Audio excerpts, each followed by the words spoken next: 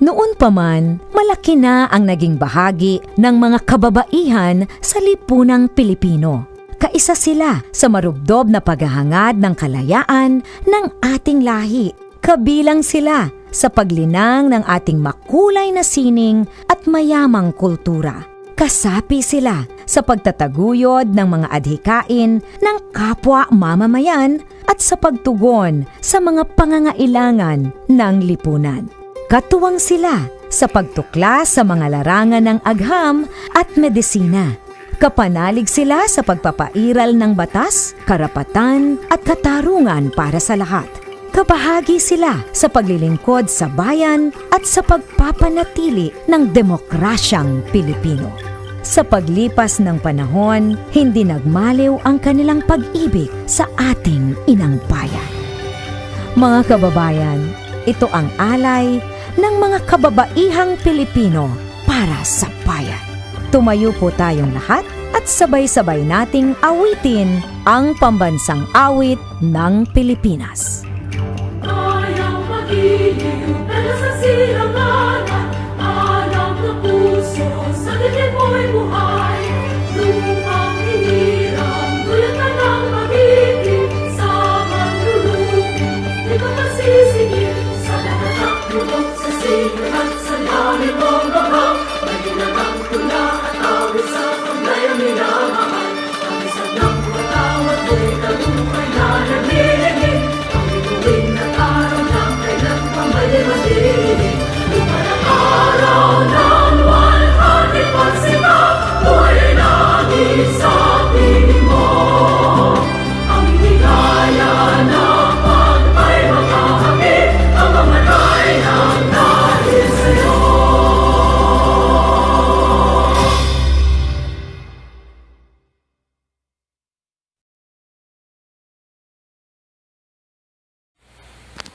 Good day everyone! I am Irene Maria Milao, Guide Coordinator from Primso Candelaria Campus. So I will be discussing about sex, gender, and culture before you proceed on gender sensitivity training. So let us first have a very short quiz. The question is, are sex and gender terms that letter A mean the same thing? Letter B, have nothing to do with each other? Or letter C, are different but related? So the correct answer is, sex and gender terms are different but related. So let us give the difference between the two. What is sex and what is gender? Sex is based on the anatomy or human anatomy, while gender is based on sexual orientation or sexual identity. So sex is a biological characteristics of being a male or female, physical attributes pertaining to a person's body contours, features, hormones, genes, chromosomes, and reproductive organs. So, for example, if you have a long hair or if you have an ovary, you are a female. While those male have a penis and short hair. And of course, aside from the two sex, male and female, there is what we call intersex. Intersex is a combination of male and female characteristics. On the other hand, gender refers to socially constructed roles, behaviors, expressions, and identities of girls, women, boys, men, and gender diverse people. So, gender identity is based on the person's sexual orientation.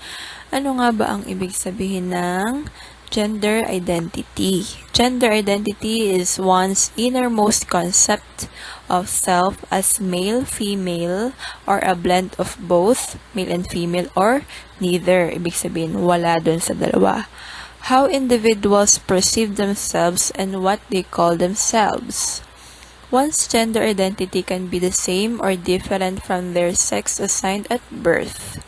So, kapag pinanganak kang boy, pwedeng ang gender identity mo ay mag-iiba na hindi na siya boy or man pagtanda mo, or vice versa. So, gender identity is based on the person's sexual orientation. Ano nga ba yung sexual orientation? Their sexual orientation, it refers to romantic or sexual attractions toward persons of the opposite sex or gender, the same sex or gender, to both sexes or more than one gender or to no one. So, ang iyong sexual orientation ay depende kung kanino ka attracted. There are 4 types of sexual orientation. The first one is heterosexual. So, heterosexual are presented in these flag colors. Heterosexuals are those individuals who are attracted to the opposite sex. Like, if you're a female, you are attracted to a male and vice versa. So, an example of these heterosexual individuals are those straight women and those straight men. So, examples are like these pictures. The second type is bisexual. So, as we all know, bisexual from the word bi. Bi refers to two. So, bisexual are those individuals who are attracted to both male or female. So, if you are a male, bisexual, you can be attracted to the same sex or opposite sex. The third sexual orientation is homosexual. So these are represented by these flag colors. As you can see, very colorful. So homosexual individuals are individuals who are attracted to the same sex. So examples are gays and lesbians, because lesbians are female in terms of sex who are attracted to the same sex which are female, and gays are male in sex in terms of sex and attracted to male also. The fourth one is asexual. So asexual is represented by these flag colors. So asexual is described as lack of sexual attraction to others, or low in or absent in or desire of sexual activity. So asexual, hindi siya attracted kanino man. So another concept in gender is cisgender. Cisgender is a person whose gender identity corresponds with their assigned gender at birth. So, belong ka sa cisgender kapag pinanganak kang boy at pagtanda mo, boy ka pa din. Or man. While, unlike transgender, person whose gender identity differs from their assigned gender at birth. So, kapag pinanganak kang baby girl, pagtanda mo, iba na yung gender mo. So, that is an example of transgender. So, another concept in gender is about gender expression. Gender identity can be also expressed through this gender expression. So what is gender expression? It is an external appearance of one's gender identity. Meaning yung physical appearance natin, nakikita natin sarili natin, nakikita ng ibang tao, which is through our behavior, yung actions natin, mannerism, yung ating haircut, mahaba ba yung buhok natin, maikli ba yung buhok natin, or yung voice natin, or those which may or may not conform to socially defined behaviors and characteristics typically associated with being either masculine or feminine. So, yung gender expression natin, na-express natin yung identity natin ng hindi natin inaalala kung ano man yung mga traditional, like for example, kapag ikaw ay isang babae, kailangan long hair ka. So, nowadays, hindi na uso yung ganon. Ang ating gender expression as a female, so as a female, pwedeng gustuhin ko na maikli ang buhok ko, pwede akong mag-shorts, pwede yung pananalita ko ay may malalim akong boses. So, that is an example of gender expression.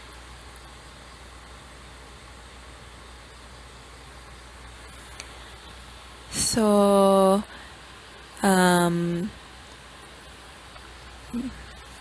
nabanggit natin yung masculine or feminine. Ano nga ba yung masculine? So, masculine are those characteristics or qualities that is usually associated with men, while feminine are having the qualities or characteristics traditionally or typically associated with woman.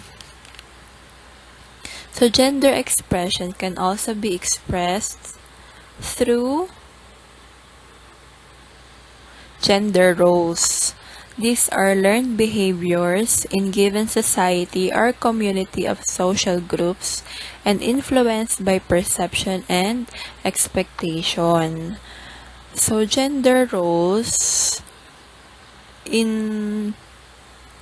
traditionally, ang gender roles ng mga babae, yung mga pangbahay, yung mga mabibigat na gawain, dahil inaakala ng karamihan na medyo may kalakasan ang kalalakihan kaysa mga kababaihan. So, ang mga kalalakihan na mga ginagawa nila, ang gender role nila is usually nasa labas ng bahay, like pagsisibak ng mga kahoy, gardening, and marami pang iba. So, ngayon, in the present time, hindi na uso yung traditional gender roles na yon. Ngayon, male and female are entitled to have the same roles. So, for example, male or female can be a leader. So, dati, kung napapansin nyo yung mga leaders natin sa government, for example, yung mga previous presidents natin, halos lahat mga lalaki. Pero ngayon, kaya na din ng babae. Pwede na ding pwede na ding babae ang maging leader ng isang community. Or female or male, both gender can do the cooking. So, ngayon, hindi lang si nanay yung marunong magluto or mahilig magluto, pati si tatay at saka si kuya nagluluto na din sa bahay. So, si nanay at si tatay can provide income for the family. Before, long time ago, usually ang mga tatay yung provide ng income for the family. Pero, at the present time, yung mga kababaihan nagtatrabaho na din to provide extra income or basic income or yung pinagkukunan ng kita ng buong pamilya. Another gender role is childcare. So, hindi lang si nanay yung marunong sa pag-aalaga ng bata, pati si tatay na rin. Housekeeping. So, makikita nyo sa picture na to na hindi lang si nanay din ang marunong sa housekeeping. Si tatay na rin ang naglilinis ng bahay, nagluluto, pwede rin siyang mag-alaga ng bata. So, that is an example of gender roles. So, however, there are some issues that limit an individual to do these gender roles. So, an example of this issue is gender stereotyping. It is a generalized view or preconception that attributes characteristics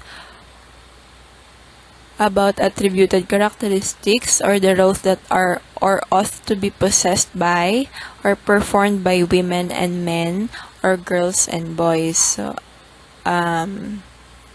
other words, ito yung mga iniisip ng karamihan na dapat ginagawa ng mga babae or dapat ito yung ginagawa ng mga kalalakihan.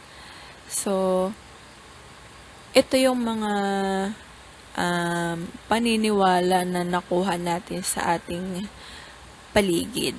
Like for example, family. Sila yung unang nagtuturo sa atin. Bata pa lang tayo kung ano dapat yung ginagawa natin dahil babae tayo at lalaki tayo. So, these gender stereotypes are based on norms, standards created by society. So, parang nadadala lang tayo ng panahon or ng tradisyon na ginagawa ng mga babae or lalaki na kine-create ng isang society.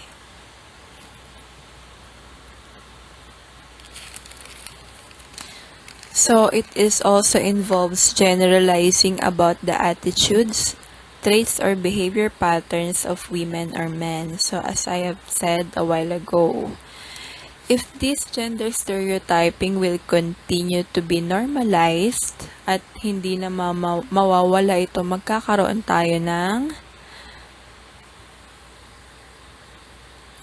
before I forget, an example of gender stereotyping include color blue are only for boys, sabi nila, and pink for girls.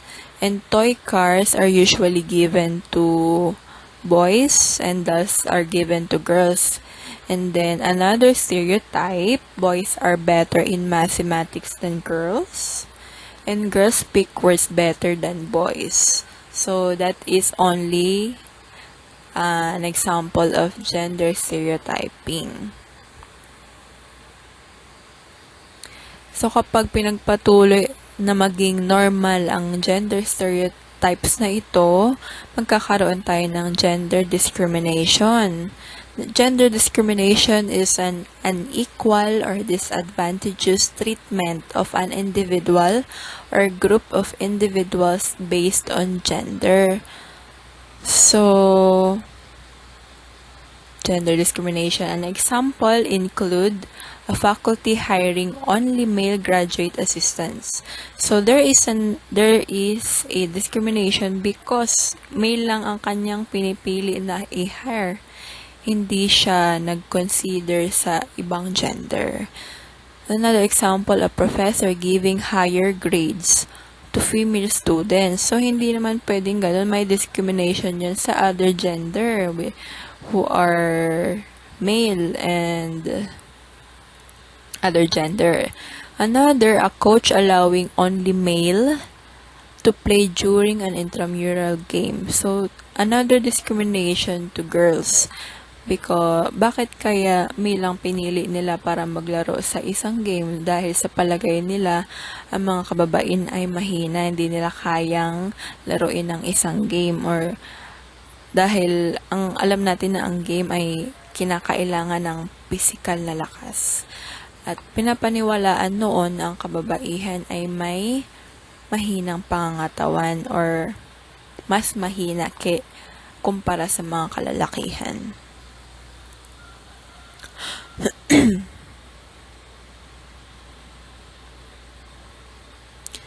So,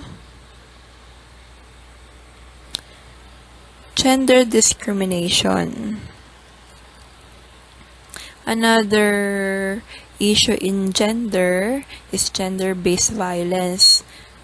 This violence is based on gender identity, sex, or sexual orientation. There are 5 types of gender-based violence.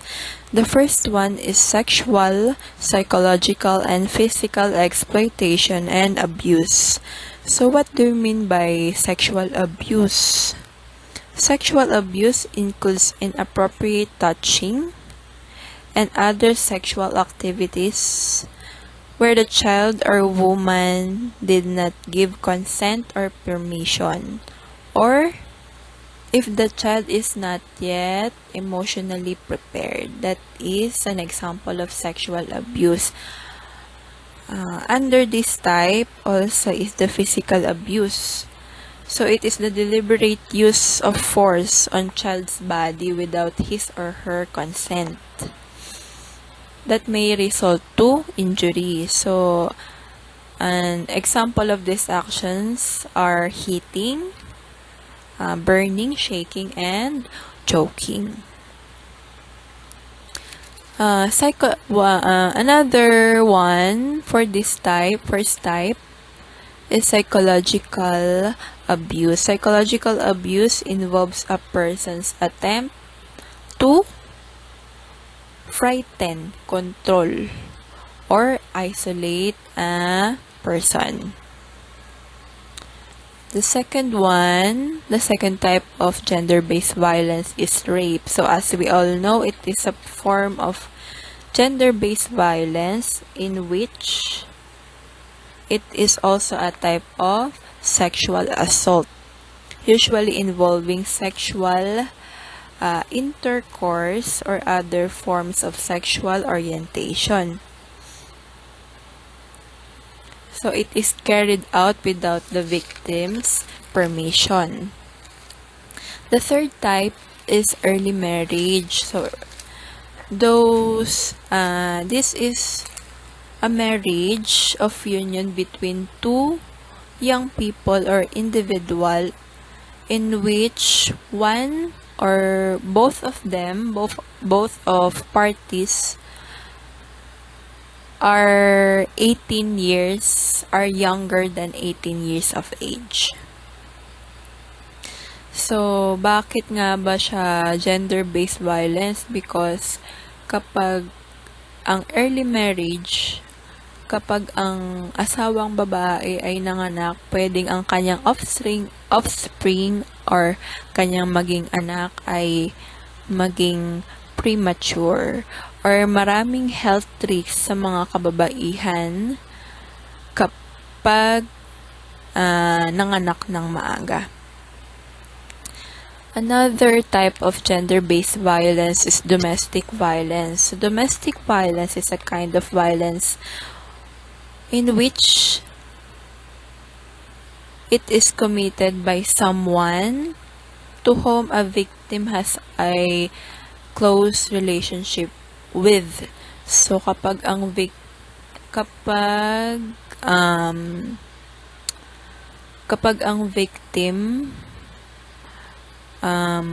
kapag naka-experience ng ganitong domestic violence, so ang posibleng makagawa sa kanya nito ay ang kanyang partner, intimate partner, ex-partner, or family member, or family friend. So, other relatives. And then, another type is forced trafficking and prostitution. Forced trafficking, it refers to conditions of control over a person who is coerced by another to engage in sexual activity. So, parang katulad din siya ng sexual abuse and rape. And lastly, denial of resources, opportunities, or services. So, Examples include a widow prevented from receiving an inheritance. Earnings forcibly taken by someone, usually by family member, intimate partner. So, kapag pinilit ka nila at nang walang permission mo na kunin niya yung earnings mo, that is denial of resources, opportunities, or services. And, a woman prevented from using contraceptives. Siyempre, ikaw yung gumagamit ng contraceptives, may karapatan ka kung gagamitin mo o hindi. And a girl prevented from attending school. Siyempre, everyone has the right to be educated, to attend school. Has the right to education. Okay? So, when we talk about all of these gender concepts, we are not only talking about women, but also all types of gender. All types of gender. So, all genders must help each other, or we must help each other to promote gender equality. So, what is gender equality? It is the ideal state when men and women have an equal rights, values, opportunities, and resources. So, from the term equality, pantay-pantay lahat tayong men and women and other gender in terms of rights, values, opportunities sa lahat ng bagay. So, it also means freedom. So, kapag may gender equality, bawat isa sa atin ay may freedom. And, of course, we developed our lives. So, in order to achieve this gender equality, as part of the society, we must continuously address. So, these are the life goals. In order to achieve this gender equality, we must address, or we must continuously address or understand unlawful exercises due to gender, so that individual may able or are able to engage in education to learn where and how to use available resources to improve their quality of life. And also, knowledge acquired in this education will help them to learn about such basic rights, rights-based care, full range of option, and other important aspects that are very important to create or leading towards gender equality. So, gender equality is the way, gender equity is the way we will reach gender equality. So, let us take a review of what we have been discussed. So, let me introduce to you, this is Nicole. Nicole has sex. So, sex is his or her biological characteristics, which is defined by his chromosomes, genitals, and others. So, Nicole may be a male or a female or intersex. So, Nicole has gender identity. Gender identity is how he or she perceives himself or herself. It can be the same gender or sex assigned at birth. So, pwedeng katulad nung pinanganak siya, same pa din nung lumaki siya, or different. Nagbago yung gender or sex niya nung tumanda na siya or lumaki na siya. Gender identity can be also expressed through gender expression. So, as we have said, gender expression can be determined through person's clothing, haircut, behavior, speech, voice, ano pa ba? Which may or may not conform to socially defined behavior. So, and characteristics typically associated with being masculine and feminine. So, sexual orientation is a way to describe who's Nicole emotionally or romantically attracted to.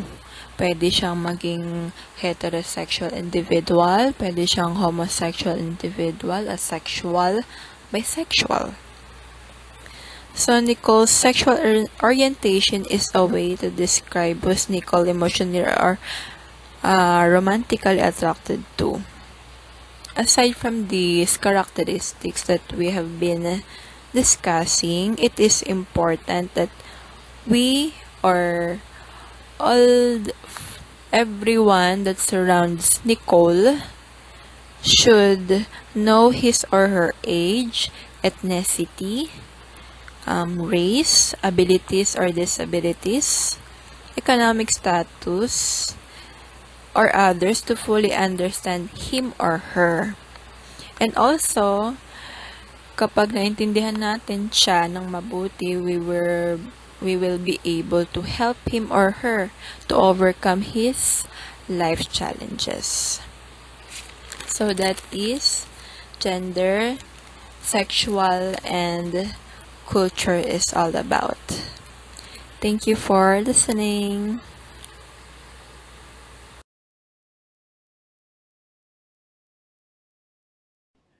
Okay, good day everyone. So this is also part of your training. It's about manifestations of gender bias, wherein you will be able to know whether gender bias exists. Okay, so this could be in classroom setting or school setting. It could also be outside the school setting. Okay, so let's start. All right, so you can see here in our slide, gender issues and gender bias, framework of understanding the origins of gender issues. Now you can see here that the major problem that we are facing is gender inequality. But that one started with gender discrimination. And then gender discrimination also started with gender bias. And then you can see there that it has started from gender stereotyping. So our aim is to eliminate the root cause. Since we wanted to eliminate the gender inequality, gender discrimination, and gender bias, so we have to eliminate gender stereotyping. It's like parang ano yan eh, parang sa puno. Pag nagtanggal ka ng dahon, mabubuhay pa rin. Pag nagputol ka ng sanga, mabubuhay pa rin. Pag nagputol ka ng trunk, meron pa rin possibility na mabuhay. Pero pag nagtanggal ka ng ugat, so dun pa lang tutumba or mamamatay yung puno. So in our own way, like for example in education, what we are trying to eliminate here is gender stereotypes so that we can contribute in finally eliminating gender inequality. Okay, so let's discuss.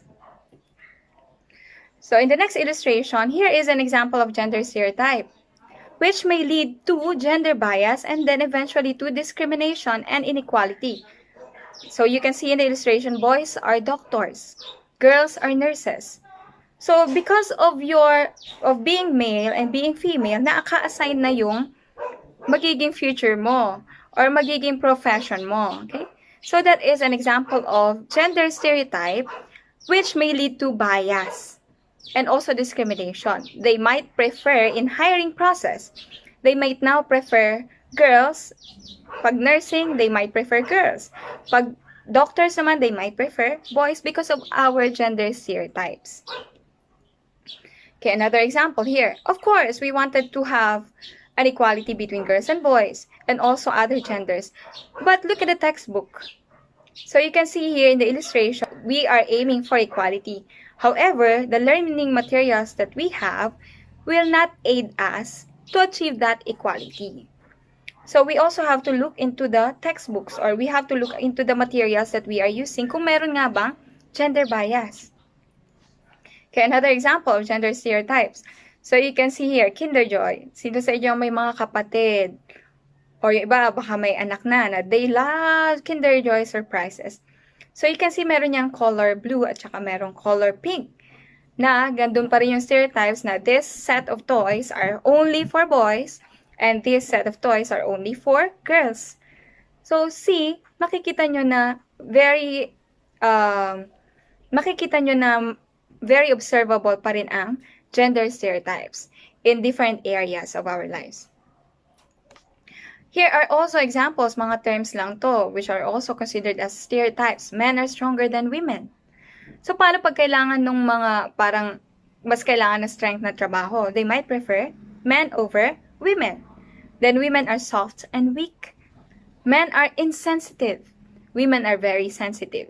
Those are just examples of gender stereotypes, which may eventually result to a greater impact. Hindi lang siya natatapos sa stereotyping. So, we are also trying to have this training because sometimes normal na sa atin yung mga ganong stereotypes. That's why we have this what we call unconscious bias. That there is existing gender bias, but since we are used to it, nagiging unconscious na tayo na meron palang ganon. Na meron palang bias, na meron palang discrimination, okay? So, what we are trying to do now is to re-educate you so that we will be able to identify kung may bias na ba and discrimination and inequality. I designed this lecture so that it will be more related to education. So, marami tayong gender bias manifestations, but let's start with a school setting or education setting. Gender school bias in school operates in almost all facets of the school life. For example, curriculum, the subject matter. Ano ba yung content? Meron bang equality dun sa content? Or may pinapaboran ba siyang gender or sex when they are discussing the content? Learning experience. Anong mga learning experiences ang pinoprovide natin sa ating mga learners? Do we give them equal opportunities? Do we give them equal chances to learn? Then, evaluation process. Do we give fair evaluation to our students? So, titingnan natin ngayon kung merong bang gender bias.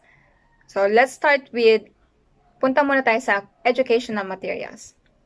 Content, language, and illustration. I want you to look at your modules. Tapos, look at the examples. Ba, sa mga problem-solving part ba? Equal ba yung examples na binibigay? Men and women are equally represented. Look at the illustrations. If we are going to look back, kasi ang STEM, or Science, Technology, Engineering, Mathematics courses, this is mostly associated with male. Diba? Pag sinabing scientist, ang illustration niyan, madalas male. Kapag, let's say, sinabi natin agriculture, farmer, ang illustration niyan ay madalas male. Pag sinabi nating social sciences, psychology, or madalas sa babae. Pag sinabi natin education or teaching, madalas ang illustration ay babae. So, you can look at the illustrations of the modules that you have. Kung meron bang gender bias doon or gender stereotypes. If you think men and women are equally represented, diba, meron naman sa ibang illustration, engineers, pinapakita naman nila babae. So, that's a way so that we can eliminate stereotype. Okay, so you can check your educational materials. Then, baka naman meron ding chance na pwedeng ipasok ang gender issues or gender concerns. Okay? So, yun nga, if you can see gender stereotypes dun sa inyong mga educational materials, that can actually lead to gender bias. So, that is one manifestation of gender bias. Okay?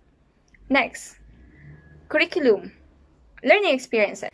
Okay, for example, in physical education, di ba may mga sports that they are not allowed to do that because babae sila.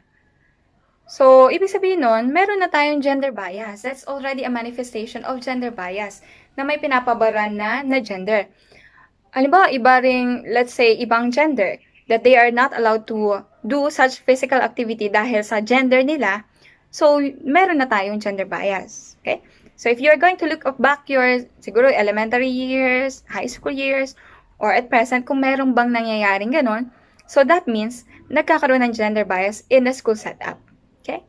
Next, let's have classroom interaction. So right now, dahil online, siguro meron pa rin mga teachers that they are still conducting, let's say, graded recitations. So for example, meron ba sa mga subject nyo, pareho bang natatawag ang babae at lalaki? Okay? Hindi ba yun laging, sometimes, yun nga, unconscious tayo, sometimes if it's math, sabi nila is associated with boys. That's why teacher has a tendency to call on boys when they do recitation. Sometimes naman pag social sciences, sabi nila is associated with girls. So mostly ang tinatawag ay mga babae. If that happens, that means there is already gender bias in classroom interaction. Okay? So that is another manifestation of gender bias. Let's say, I think nabasa ko to sa isang article. I'll check if I can put on the link to sa article that they were given equal chances to take the course engineering. So, babae at lalaki. They are allowed to enroll in engineering. But there are some instances wherein ang assistance ay hindi lang binibigay sa mga babae or hindi nabibigay sa mga babae but mas naa-assist in learning ang mga lalaki. Also, the participation in the class participation, yung mas malalaki pa rin nagbibigyan ng opportunities to participate. So, you can check in your classroom setup. Sa courses nyo, are males and females and different LGBTQ+, are given equal opportunities to learn? Are you given equal or same learning experiences? If not, just because of being male, female, and LGBTQ+, at yun lang yung dahilan, that you're not given equal opportunities, that means meron ng gender bias. Okay? So next. So dito pa na tayo sa school setup. Next is, let's have evaluation process. Okay, what are the assessments that your teachers are using? Okay, are they using varied assessments? I also have read an article wherein, yun nga, we have mentioned meron talagang difference ang babae at lalaki. Even sa ating brain, sa development ng brain, meron talagang difference. That's why in evaluation process, meron pa rin mga types of assessments wherein girls perform better than boys. Meron din namang types of assessments wherein boys perform better than girls. Okay, do you know that in multiple choice type of questions, boys can do better than girls? And then sabi nila sabi sa article, sa essay type of questions naman, girls can do better in essay types of questions. So, if your teacher or in a school setup is just using one type of evaluation or assessment, that means you're not given equal assessments. Okay? Di ba? Lagi multiple choice. So, we could no longer tolerate na lahat multiple choice. Even though sabi nga nila sa board exams, multiple choice pa rin. But in classroom setup, let's now give equal opportunities for our students to be assessed equally. So let's try to use varied types of assessments. So, halimbawa, pwedeng essay, may multiple choice, may problem solving. So, combination would be a lot better, okay? So that we won't have gender bias in our assessments. Okay, next. School organizations. Sino kadalasan ng school leaders? Are males and females equally represented? So, why do you have to have equal representation of males and females kapag school leaders? Kasi they are the ones making the policies. So, dapat makikita nila din, may lente sila ng babae at lente ng lalaki. If you can also integrate LGBTQ+, dun sa school organization, that will be a lot better. Because in terms of decision making, in the decision process, lahat ay well represented. The rights of all the genders could be represented. Okay? So, in that way, you can now check, meron nga bang gender bias sa PRIMSU? So, right now, we are in online setup. Meron bang gender bias na visible? If there is, then you can inform us. And then, of course, itatry natin baguhin ang ating educational setup so that we can cater for all the genders. Okay? At we can have gender-fair education. Now, moving on. So, you can see here in an illustration na in maritime courses also, women are encouraged to enroll in the programs or in the courses na dati kasi parang pang male lang din yan. But, hindi ko lang na-screenshot yung certain situation or scenario wherein when they do the hiring process, meron pa rin nakalagay preferably male.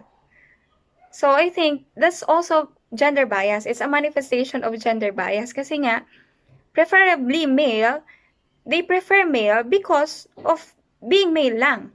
Hindi yung about the other qualities, pero dahil lalaki yung preferred nila dun sa hiring nila. Okay?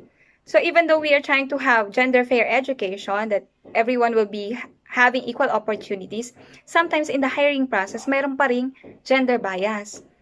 So if you think hindi na consider kayo sa, di ba, you're already applying for work, and di kayo na-consider just because of your sex or gender, that means meron ng gender bias in the hiring process.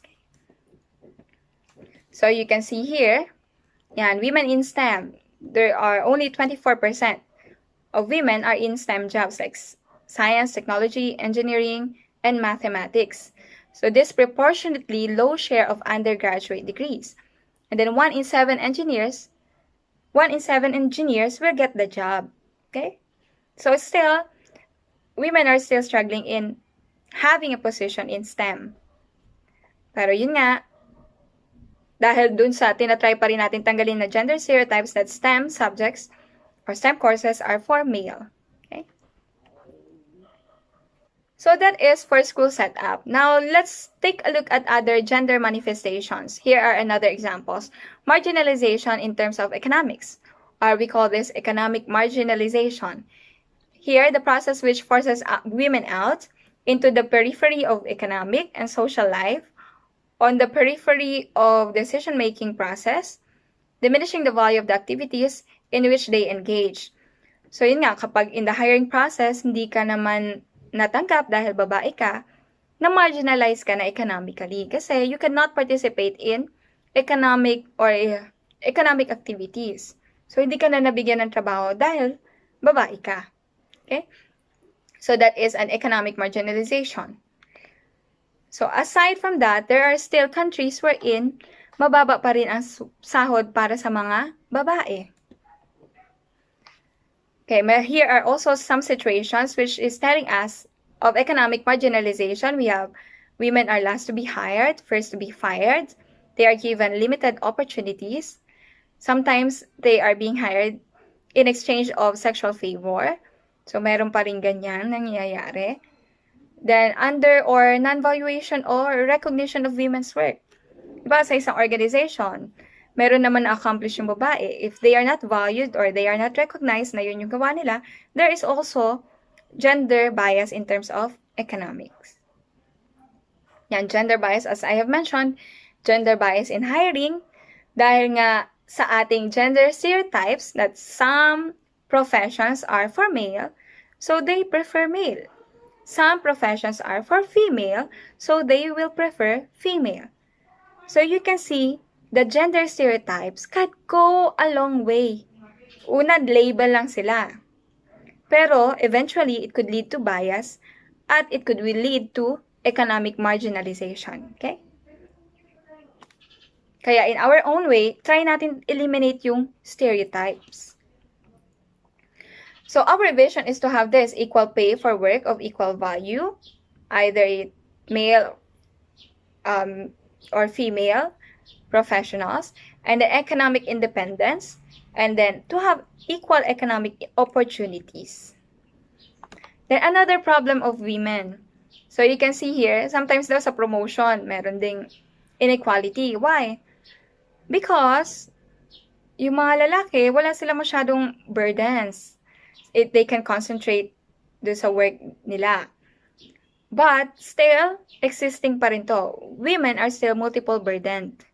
So marami pa rin mga professionals na babae na they have opportunities, they are professionals. However, in terms of promotion, medyo naglalag behind sila because of multiple burdens. But of course, right now, marami naman tayong pwede makatulong sa atin to somehow ease the burdens that we are having. Ayun nga, sinasabi, pwede namang equal responsibilities shared within the family. So, sa pag-aalaga ng bata, hindi na ngayon lang babae or ang nag-aalaga. nag-asikaso ng bahay, it's already a shared responsibility. Okay, another manifestation of gender bias would be subordination or political subordination. Yung kanina sinabi ko sa inyo, in a school organization, what we are trying to have would be equal participation din ng male and female. Para in the making decisions, pareho silang represented. Same with, let's say, yung buong country naman. Meron pa rin tayong subordination in political. Although lahat tayo nakakaboto, male, female, but our representations, mas marami pa rin representations ang mga lalaki. So what could be the effect? The effects could be on the decision-making process. Are they considering, kung kinukonsider ba nila yung kapakanan ng mga babae? That's why, yun nga, we are trying to have equal representation para sa decision-making, equal din. Like, hindi rin naman maganda, halimbawa, puro babae naman. Dahil nga, we have mentioned that gender sensitivity is not anti-male. Hindi natin tinatalo or kinakalaban ang mga lalaki. Ang tinatry lang natin gawin dito is to have equal opportunities also. So, pangit din kapag puro babae naman yung leaders natin. So, baka hindi naman natin ma-desisyonan or ma-consider ang rights ng mga lalaki. Okay? So, equality would be a lot better. Okay, bakit ba tayo nagkaroon ng political subordination na yan? So, why? It has started with the gender stereotypes like this. Women are weak. They are oppressed. They are known to be followers. They are second class. They are owned. So, sinasabi ko sa inyo, nagsisimula lagi sa stereotypes. Like, men are strong. They can dominate. They are leaders. They are always first. They are owners. So, dahil lang doon, nagkaroon na ngayon ng political subordination. Like, mas marami ng political powers ang mga lalaki because of those gender stereotypes. Okay? So, ngayon, hindi tayo strong, hindi tayo weak, hindi tayo leaders because we are male and female. We are strong, we are leaders because we are on our own. Hindi dahil sa pagiging babae or pagiging lalaki natin. Basta, it's our ability. Okay? Ang vision natin for the political subordination is this one, quality participation in decision-making process and recognition also of capabilities of women in terms of leadership. So those are some examples of gender bias manifestations. Now, another example of gender bias manifestation would be violence against women. So this is defined as an act of instilling fear and inflicting pain with the aim to injure or abuse women. So you can see here in the graph. So now I want you to pay attention on the graph. So looking at the graph, yan, yung pink, it refers to cuts, bruises, aches. Yung orange, eye injuries, deep wounds, and then yellow, lost job and source of income. And then blue had depression, anxiety, anger. Blue attempted, yung darker blue attempted to commit suicide. And green, any of these consequences. If we will not consider the green, ano ang pinakamataas dyan? So you have physical, sexual, and physical or sexual.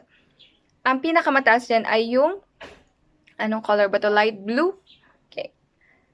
Light blue had depression, anxiety, anger, and sleeplessness. So when it comes to violence, it's not only physical. There are different types of violence against women and children. So yan, meron tayong physical, sexual violence. We also have emotional abuse. We also have using isolation, minimizing, denying, and blaming. Then using children, using male privilege. Then also using economic abuse. Violence against women is not only physical. So marami yan. If you can see here, discuss natin isa-isa para makikita nyo yung gender bias manifestation or gender discrimination. So ang violence kasi is considered to be a manifestation also of gender bias kasi ang violence, it has rooted with the notion that women are weak and men are strong. And then, yung may authority ang mga lalaki over sa mga babae. So, doon nagsimula yan sa stereotypes na yan. Kaya tayo parang ang mga babae parang they are vulnerable. So, tanggalin natin yung gender stereotype na yon. Okay? But moving on, we'll just discuss some of this violence, types of violence. Let's say physical violence. Yan, making her afraid by using looks, actions, gestures, smashing things, destroying. So yung pagdadabog, yung pagtatapon ng mga gamit, that's already violence against women. Yung pagtatapon ng mga gamit sa bahay, halimbawa, nag-away yung mag-asawa. Tapos, hindi man siya sinasaktan, pero nagtatapon ng gamit, nagsisipa ng mga bagay, that's already considered to be a physical violence. Okay, aside from physical violence, we also have this what we call emotional abuse. Putting her down, making her feel bad about herself, calling her names, making her think she's crazy, playing mind games, humiliating her, yung pagpapahiya. So that is also considered to be violence, pero emotional abuse nga lang siya. Okay? So even isolation. Diba, may mga nag-i-invite sa kanyang friends niya, tapos pinigilan nyo, diyan ka lang sa bahay, you stay there. You cannot go outside. You cannot participate in parties. You cannot join reunions. That's already violence because you're using isolation naman. So, hinihiwalay mo siya. Para mo siyang kinukulong. Okay? Yeah, meron din tayong tinatawag na economic abuse. Preventing her from getting or keeping a job. Making her ask for money, giving her an allowance, taking her money. So, kinuha nyo yung, pwede rin itong maging violence against men. Like, kinuha nyo lahat ng income niya.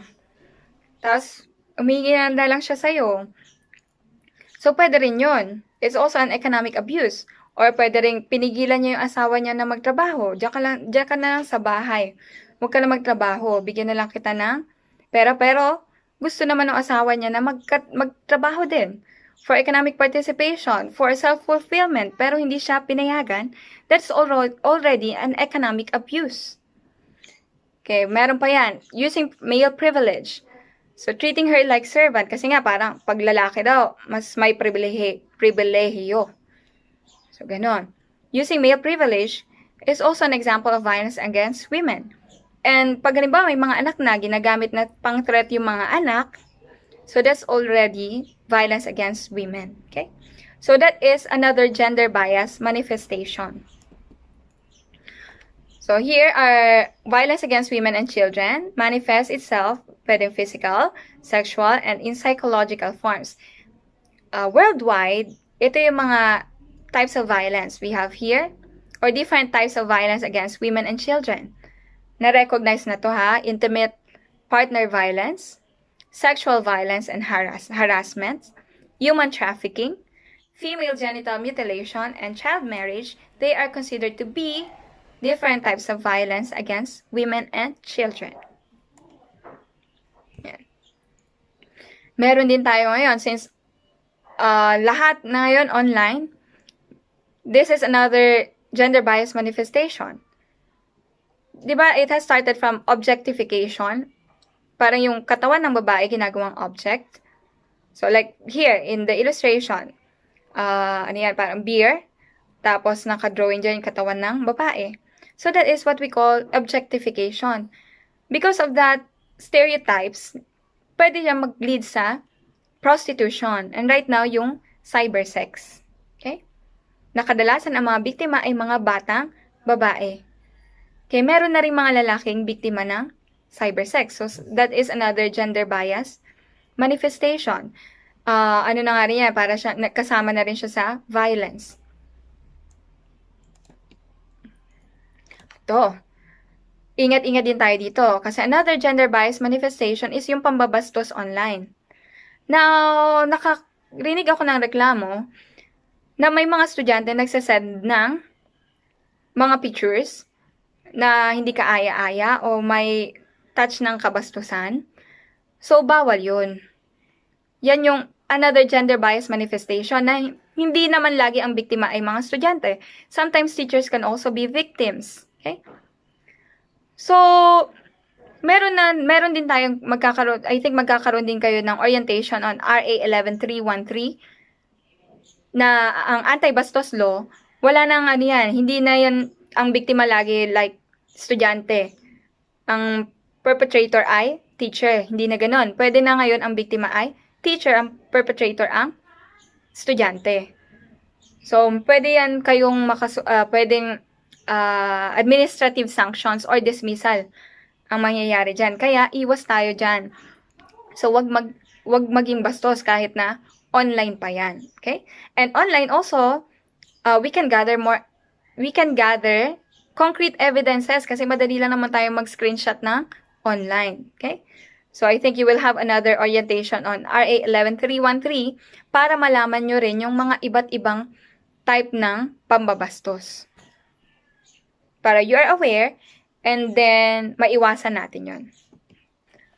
Eto lang, i-share ko lang to sa inyo kasi maganda to, hello, love, goodbye. So, if you can relate, they love each other. Yung lalaki gusto niya i-control yung babae para hindi na sila magkalayo. Pero, nilet go din niya for the fulfillment dun sa babae.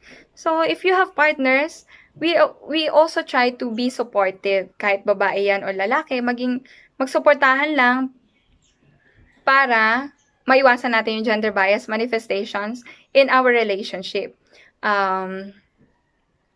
Another way is to communicate. If we have misunderstanding, hindi naman kailangan dumaan pa sa physical abuse or emotional abuse, but if you can communicate, that would be a lot better, okay? So that we can address the issues at hindi tayo magkaroon ng gender bias and discrimination and also gender-based violence.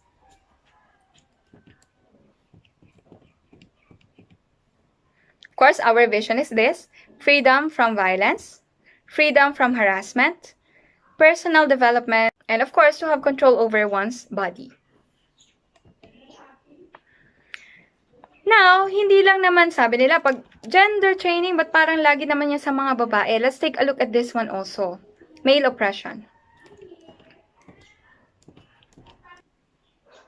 Meron din tayong gender stereotype wherein sinasabi natin lalaki has to be strong. Hindi pwedeng weak yan. Hindi pwedeng umiyak yan. Okay? If kayo, nung bata kayo, are you allowed to cry? Or kalalaki mong tao, iyak ka na iyak. Sinabihan ba kayo ng ganong ng magulang nyo? So, pag nasabihan kayo ng ganon, that is already an example of gender bias manifestation. Kasi nga doon sa gender stereotype natin na pag lalaki, they are always strong at hindi pwedeng iyakin. So, do you think that gender stereotype can lead to a big problem? What do you think? Okay, it can actually lead to a bigger problem. At ano yon? Tingnan natin. Okay, I want you to look at this graph. We have here male and female suicide rates. So, saan mas mataas ang suicide rates? Sabi nila, pag sa attempted, mas mataas ang babae. According to a survey, pag attempted, mas mataas ang babae. Pero, pag yung talagang suicide, yung talaga nangyari, mas mataas ang cases ng mga lalaki. Kasi nga, they are oppressed to show their feelings. Hindi sila pwedeng maging emotional because they should be strong. So, they cannot express their emotions. In that way, wala silang mapagsabihan. So, pag hindi na nila kaya, they just commit suicide. So, that is also a gender concern. Kasi nga, mas marami din ang mga lalaki na nagkukumit ng suicide. Bakit kaya? Yun nga, because we are trained or they are trained to be strong na hindi maging emotional. Yan, boys and men are not expected to need closeness, reassurance, attention. If a boy or man asks for help, they are seen to be weak. Okay? So, yan yung stereotype natin na hindi equal or hindi fair para sa mga lalaki. I would like to share you this one. Never apologize for being sensitive or emotional. Let this be a sign that you've got a big heart and aren't afraid to let others see it. Showing your emotions is a sign of strength. So, tandaan natin yun, ha? Okay lang na mag-express ng emotion. Huwag natin kimkimin yan para hindi tayo mag-lead to suicide.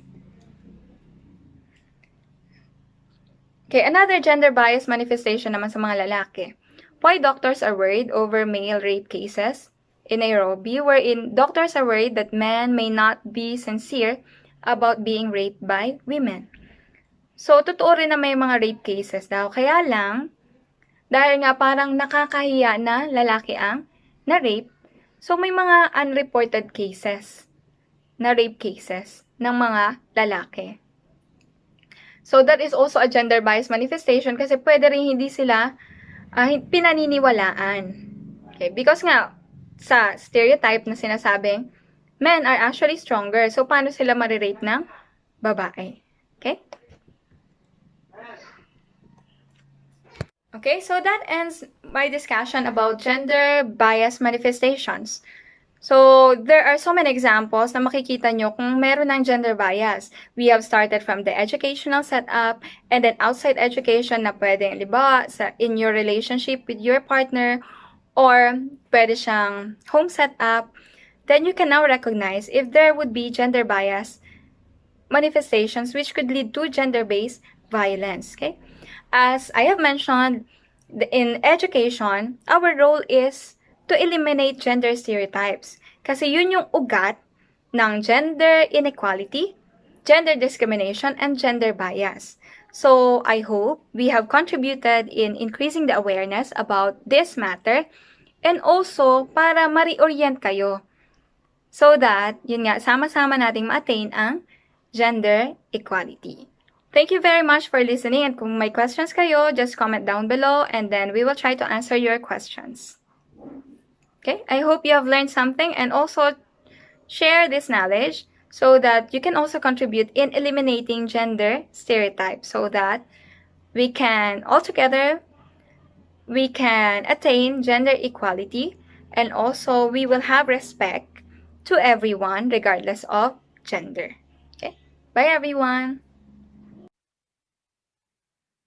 Pleasant day to everyone, students, fellow teachers, and parents. I am Dr. Eden P. Beltran, the Gender and Development and Extension Services of our university, the President Ramon Magsaysay State University in Iba, Zambales, Philippines. My task today is to discuss the legal framework of the Governance, Gender and Development Program.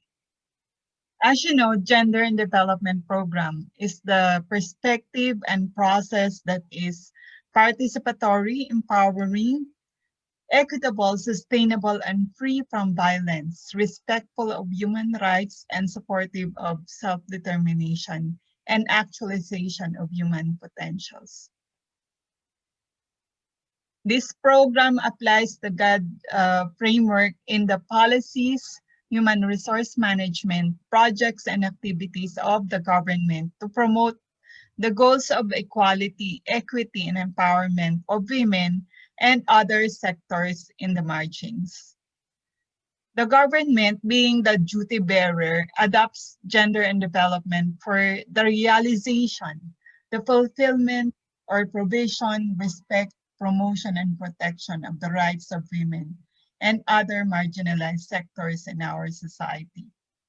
As to why gender issues are human rights issues, it is true that the basic inequality of genders as to access to, control, and enjoyment of power, resources, and benefits, as well as opportunities, is a violation of human rights principle of non-discrimination, equality, and universality.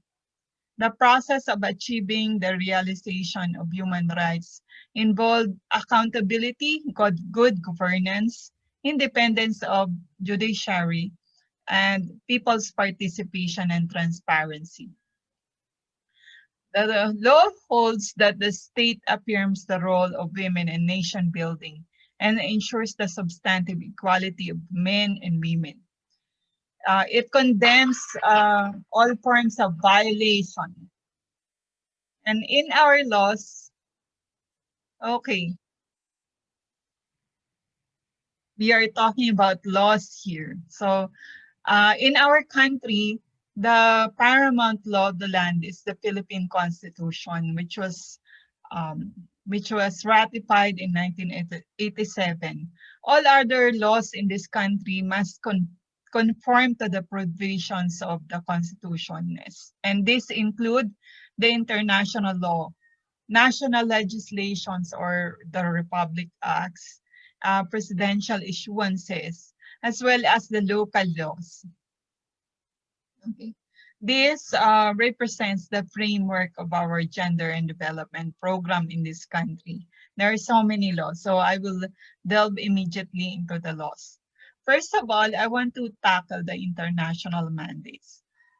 The GAD program of the government is basically based on the Universal Declaration of Human Rights. The very basic provisions of our GAD laws are based on this declaration, as well as on the other UN issuance or UN treaty, which is known as CEDAW, or Conventions on the Elimination of All Forms of Discrimination Against Women. So the CEDAW promotes equality in all fields. These are affirmative actions for women and protection of women from violence.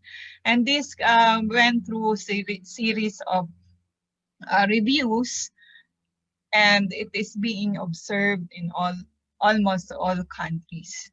In our own constitution, in section 14, article 2, it is provided that the state recognizes the role of women in nation building and shall ensure the fundamental equality before the law of women and men. And based on this, a series of laws were passed. First of which is a framework for development, which covers the period 1989 to 1992. It was known as PDPW. This is the Philippine Development Plan for Women. And this was also adopted by passing other laws. The first highlighted law, which was hallmark of legislation in the Philippines, is the Republic Act 7192 rather. Women in Development and Nation Building Act of 1992 provides for government to incorporate women's and gender concerns in development agenda.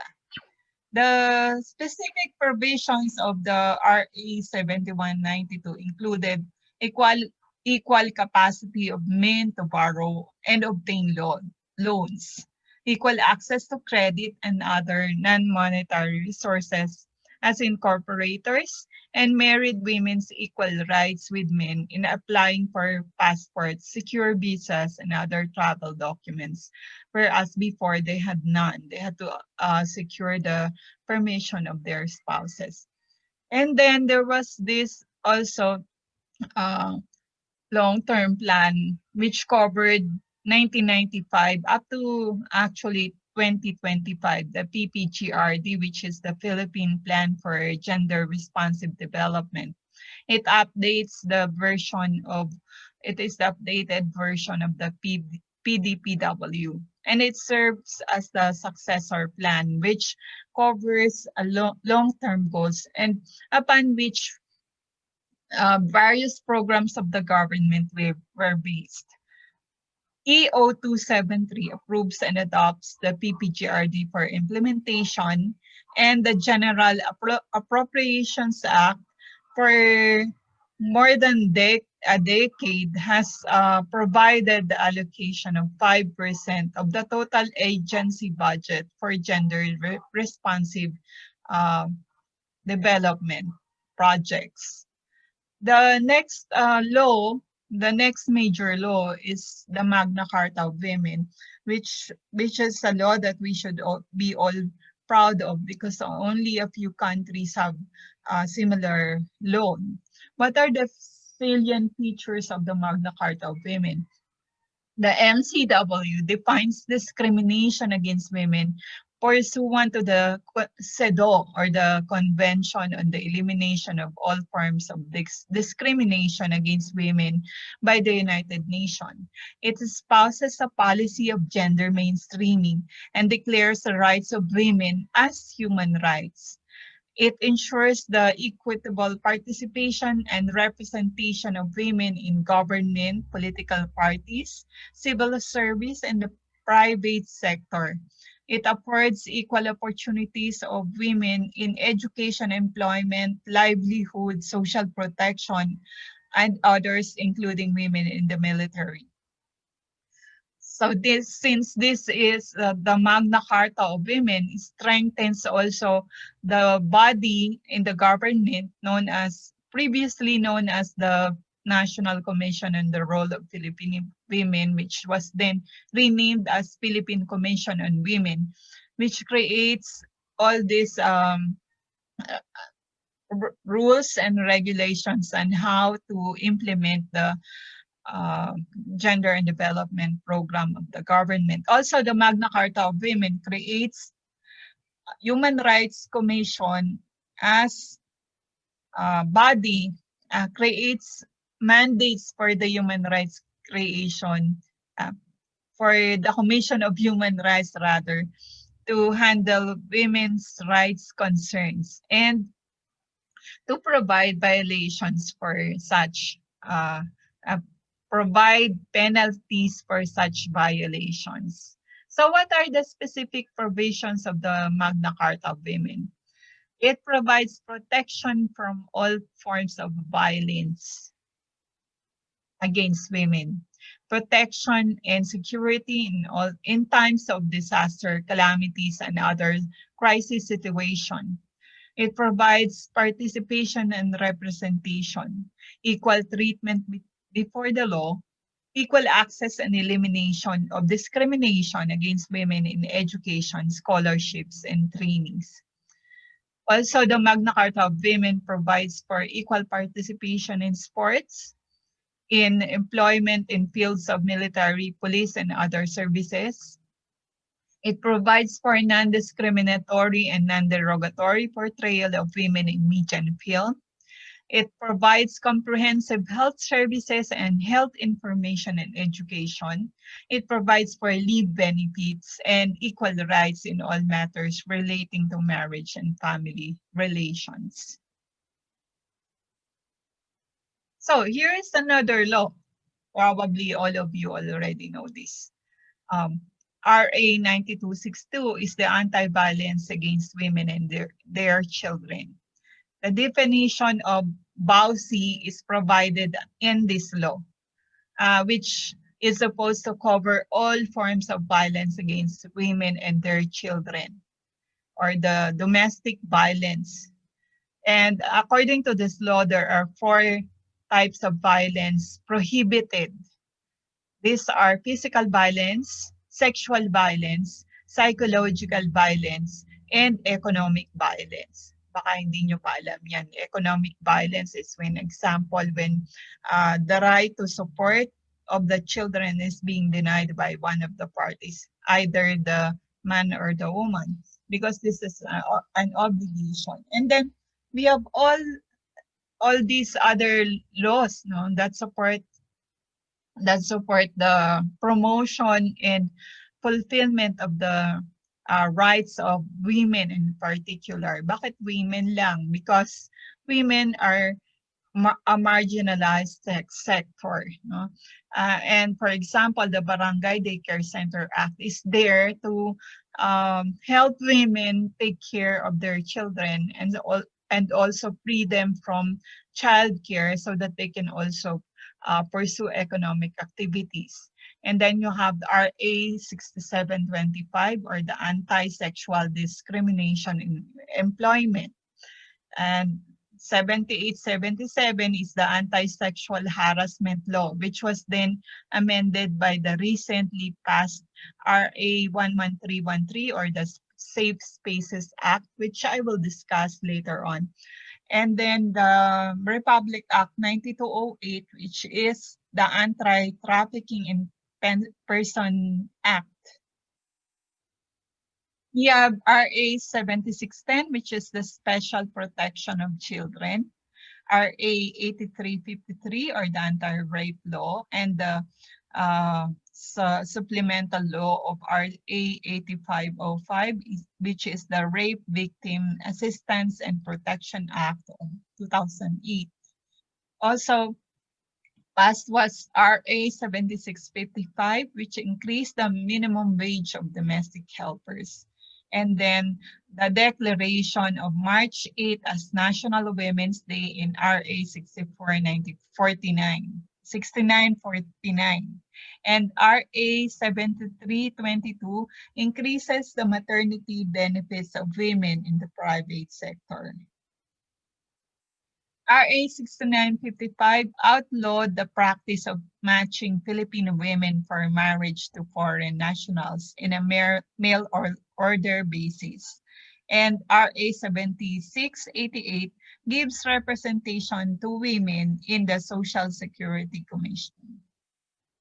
8042 mandates the state to apply gender-sensitive criteria in the formulation and implementation of policies and programs affecting migrant workers. 7600 provides incentive to all government and private health institutions with rooming in and breastfeeding practices.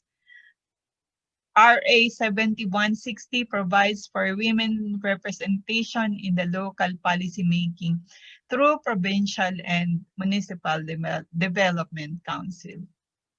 We have a lot of laws. So, Civil Service Commission Memorandum Circular number 14 series of 1989 enables government workers, especially women, to adopt flexible working hours. Executive number 209 is our civil code. Local government code made it mandatory for local development council or sanggunian to have a representative for the women's sector. And this is an law DNR admin binder number 4 series of 1991 mandates that both spouses can now be awarded civil certificate of stewardship contract. So it's no longer the men who are eligible. What are the other laws on and for women? RA 10354 is the Responsible Parenthood and Reproductive Health Act of 2012. RA 10361 is the Domestic Workers Act or Batas Kasambahay. RA 9995 is the Anti-Ortho Video Voyeurism Act of 2009. RA 9501 is the Magna Carta for micro, small, and medium enterprises. RA 8369 is the Family Courts Act of 1997.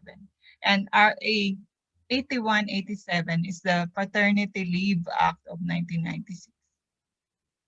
We all know those laws. And so now let us focus on one specific law, which is RA 8972 or the Solo Parents Welfare Act of 2000. This is the act providing for benefits and privileges to solo parents and their children and appropriating funds therefore. It was passed in November 2000. The solo parent is defined as any individual who falls under the following category. A woman who gives birth as a result of rape. A parent left solo or alone with the responsibility of parenthood due to the death of a spouse. While the spouse is detained or serving sentence, the spouse who is left behind is also considered a solo parent. Or due to physical and mental incapacity of the other spouse will become a solo parent. Due to the legal separation or de facto separation of spouse for at least 1 year, as long as he is entrusted with the custody of the children. And also due to the declaration of nullity of marriage, the one who has custody is a solo parent under the law. And due to abandonment of spouse for at least 1 year. So unmarried mother and father who has preferred to keep and rear their children instead of having others for do that for them or give them up to welfare institutions. And any other persons who solely provided parental care and support to a child or children. So those are the solo parents. And what are the benefits under the law? The parental leave is another law which grants a solo parent employee who has rendered at least 1 year of service with 7 working days, and this is not cumulative. This is the parental leave law. Every year, a solo parent can access this benefit from the law. A requirement for the availment of the parental leave, the one who applies for it must have at least 1 year of service, which is continuous, and must have notified the employer within the reasonable time, and also must have the solo parent ID, which is obtained from the MSWDO. Okay. So not all are solo parent. You have to have the recognition from the government agency. Okay. A solo parent may avail of parental leave with pay in the following circumstances: when the child gets ill, when he or she needs to attend a parent PTA meeting in school for enrollment purposes, other circumstances necessary in the performance of parental duties and responsibilities where physical presence is required.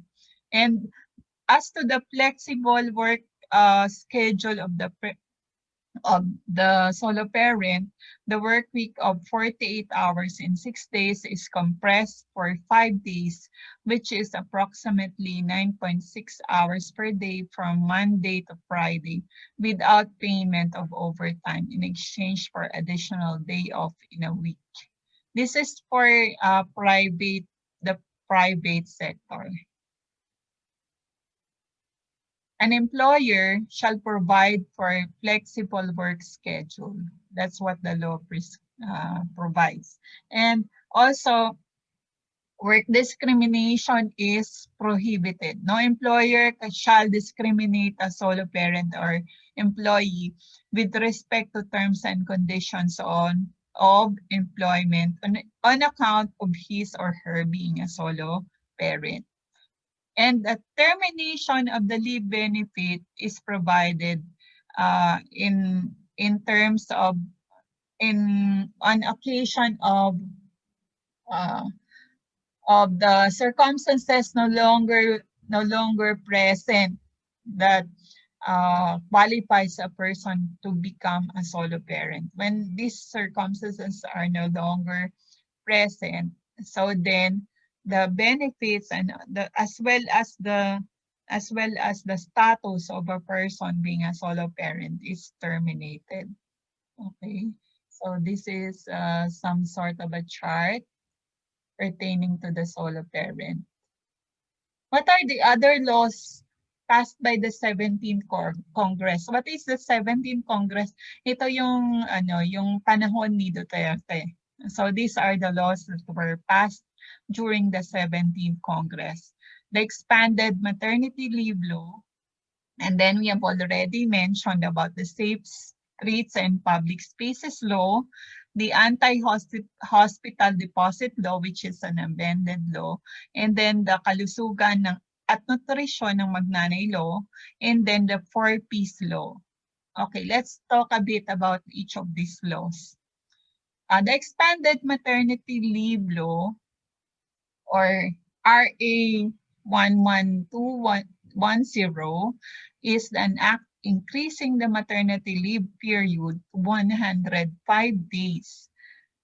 So dati, 2 buwan lang. Now it's 105 days for female workers with an option to extend for another 30 days without pay. So meaning you can, if you're a woman who gave birth, you can extend up to 105 days, but the additional 30 days is without pay. And if you're a solo parent, you have the option to have an additional 15 days, and also this is without pay. So ibig sabihin, if a solo parent gives birth, the total maximum number of days would be 50 days. Okay, but of course the ones which are paid is only 105 days. Yung karagdagan hindi nakasama doon sa may bayad. Okay? And then here is the implementing rules and regulations of RA 11210. And okay, you can read about that in the law. And then we have RA 11313, which you already know, but I would like to discuss it a bit so that we can clarify the issues, like, because before we had an anti-sexual harassment law, which was RA 7877. The difference between that law and this law, RA 11313, is that the earlier law covers only sexual harassment done in school and employment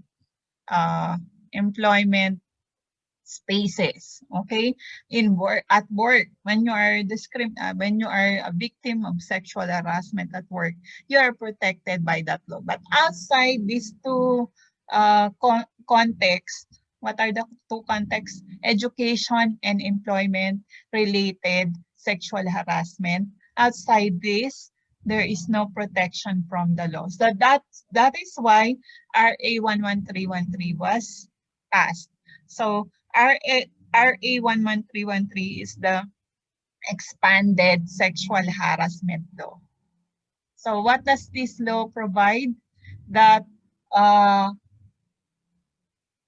it provides, of course, for violation of certain acts that are prohibited. For example, the acts of stalking.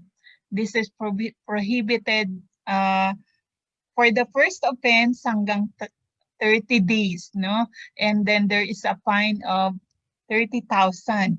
Okay? And you have to attend a gender sensitivity seminar like this one. And then if it is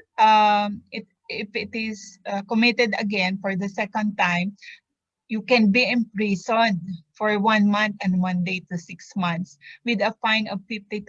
Kaya wag nang uulitin. But if you're makulit, you have third offense, you can be arrested, you can be confined, arresto mayor, to its maximum period, and a fine of 100,000. Okay, what are the other types of gender-based online sexual harassment prohibited under 11313? So these are the some of those that are prohibited. So the law prohibits terrorizing and intimidating victims through physical, psychological, and emotional threats online. Unwanted sexual, misogynistic, transphobic, homophobic, and sexist remarks and other comments online, whether publicly or through direct and private messages. Invasion of privacy through cyber stalking and incessant messaging. Uploading and sharing any form of media that contains photos, voice, or videos with a sexual content without the consent of the victim. Unauthorized recording, sharing, and any other victim's photos, videos, or any information online. Impersonating identities of the victims online, or posting lies about the victims to harm their reputation. And filing false abuse report online platforms to silence the victims. So the penalties for these prohibited acts are 2 years and 4 months and 1 day to 6 years and 2 months, or a fine of 100,000 to 500,000, or both. Okay, this is very serious. So you should know about this. You should read further about what the law prohibits. What are the duties of the school heads under the law? The, the school has the duty to disseminate the information on the provisions of the law, provides measures to prevent gender-based sexual harassment in education institution, and to create a committee on decorum and investigation to address complaints of gender-based sexual harassment. So, if the school fails to do this, meron siyang liability. For non-implementation of duty, there is a fine of 5,000 to 10,000. And for failure to act, is 10,000 to 15,000. Okay, so that's it. So what are those acts that are prohibited? You have catcalling, yung mga sipol-sipol dyan. And then you have misogynistic, yung mga comments na laban sa mga iba't ibang genders, no? Yung homophobic, no? So the bottom line is we have to have respect for others. And then ito pa, yung mga tawag natin sa kanila, yung mga nagma-masturbate o nagpapakita ng kanilang ari, no, ng hipo. These are covered by the law. So even if regardless of the place where it is committed, they are already penalized by the law. Dati walang coverage sa public space. Now both all places are covered by the law, except of course the inside the house. Iba na yun. So RA 10932 is the Enhanced Anti-Hospital Deposit Law.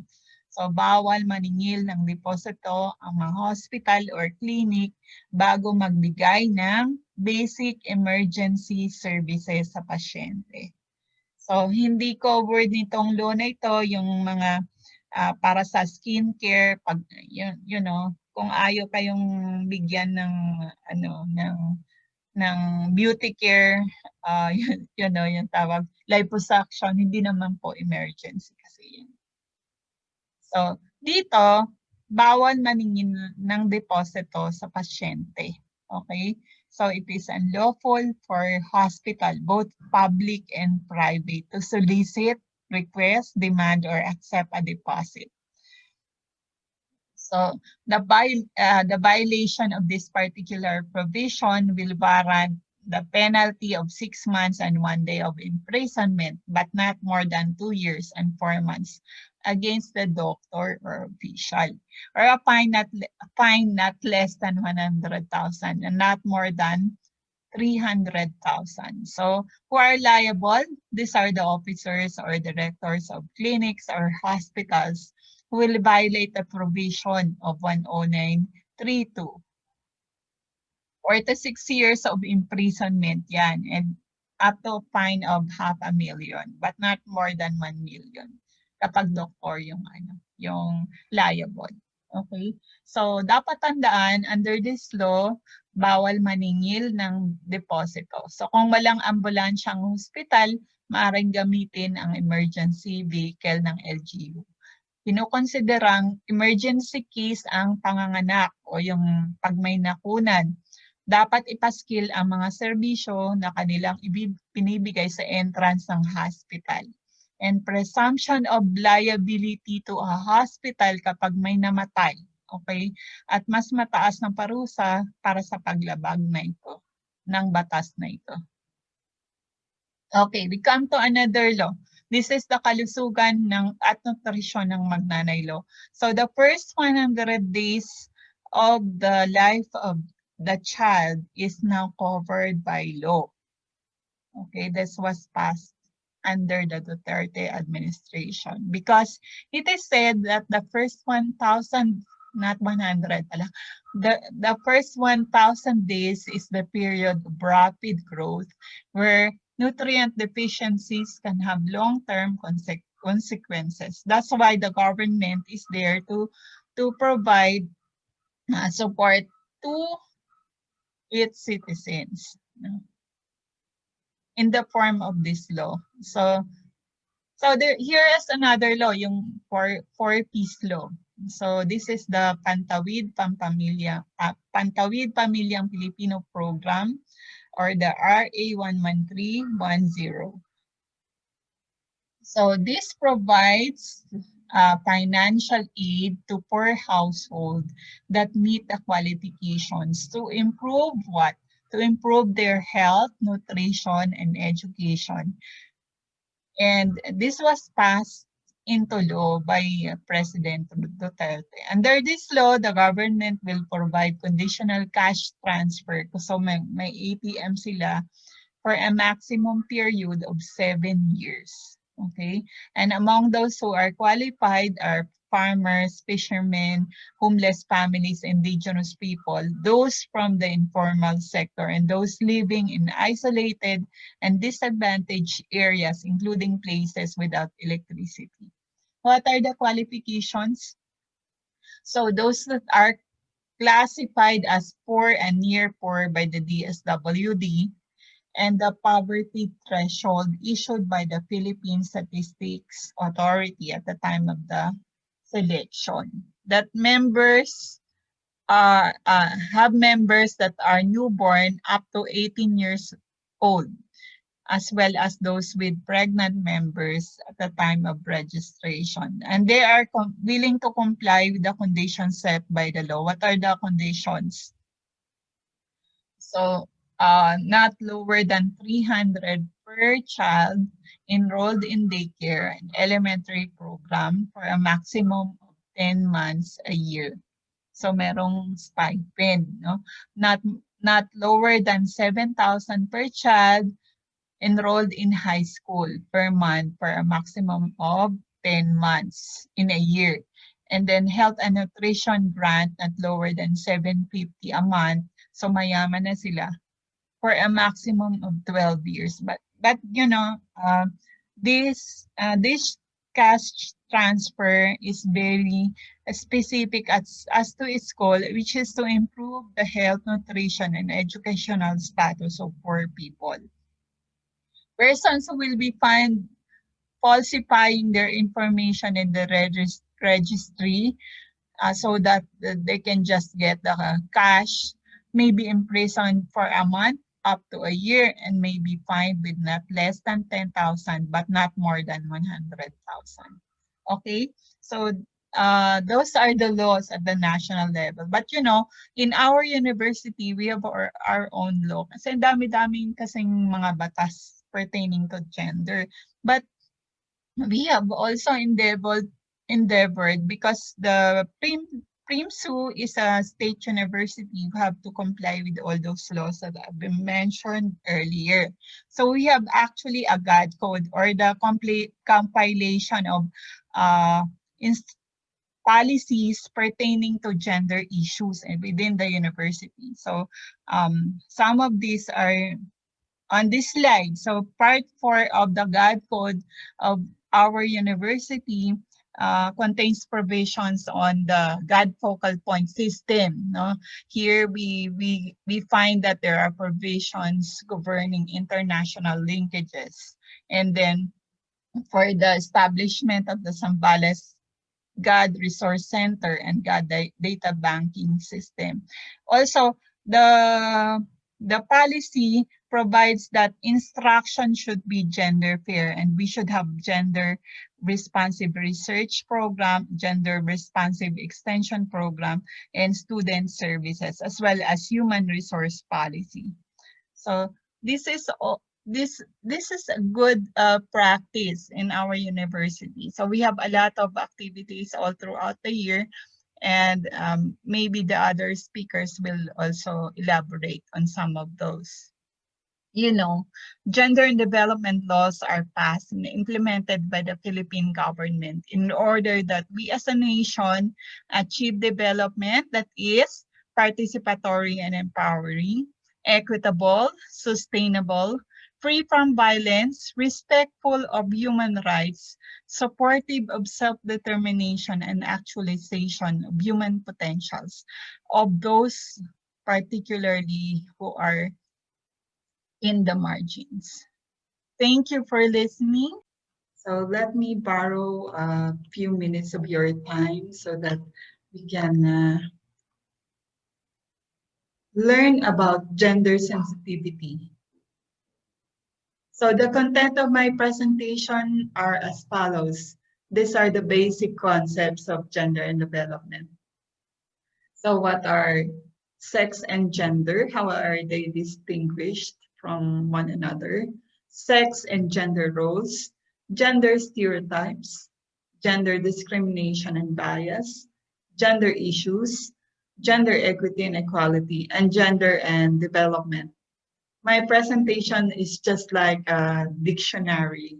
So bear with me because this will be discussed further by the other speakers.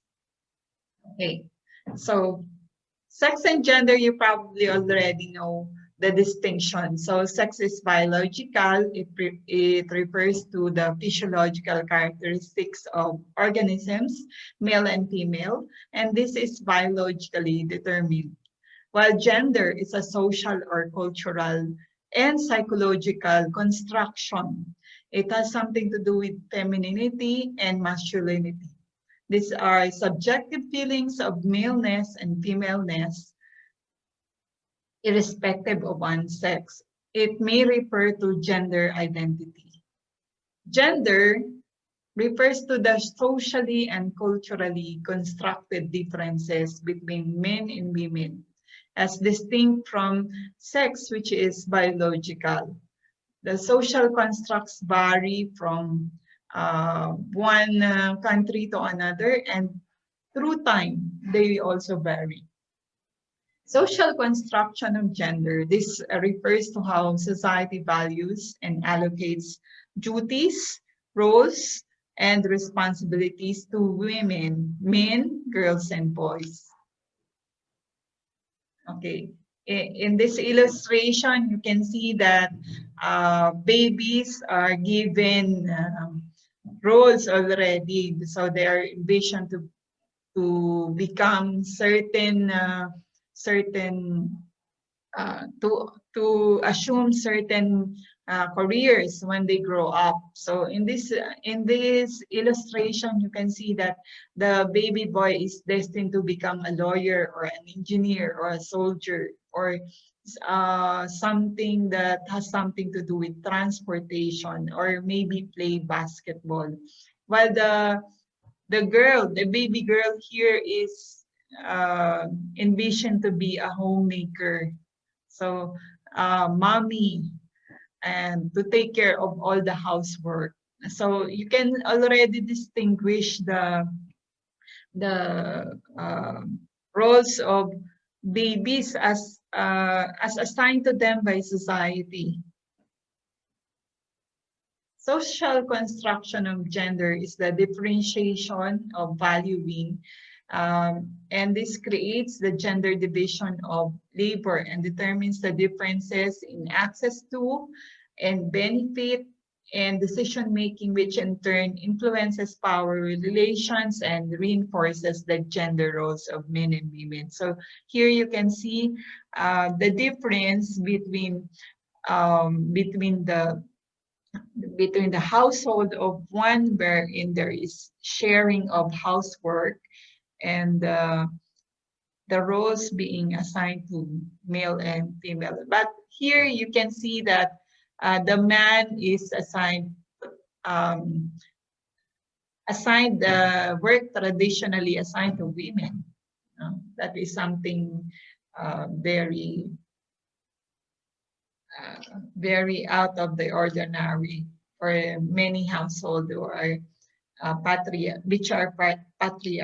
So roles refer to the occupation or biological function for which a necessary qualification is to belong to one particular sex. For example, pregnancy or breastfeeding. This is female sex roles. These are female sex roles because only females can do this. Okay. While gender roles are learned behaviors, these are taught to individuals and they are conditioned to perceive certain activities and tasks and responsibility um, as bagay lang to males and females. So they are already stereotyped roles for men and women. So sexual division of labor is rooted in what is technically known as production and reproduction distinction. What that means is that uh, the roles are related to the function, the physiological function of male and females. So, meaning, for example, the job of a teacher is associated with rearing of children, di ba? Si ina ng tahanan is the ilaw ng tahanan, which when you go out to the larger society, ito yung pagiging teacher ng babae o kaya pagiging nurse or uh, similar occupations that are associated with the traditional household management role of the women assigned to her by society.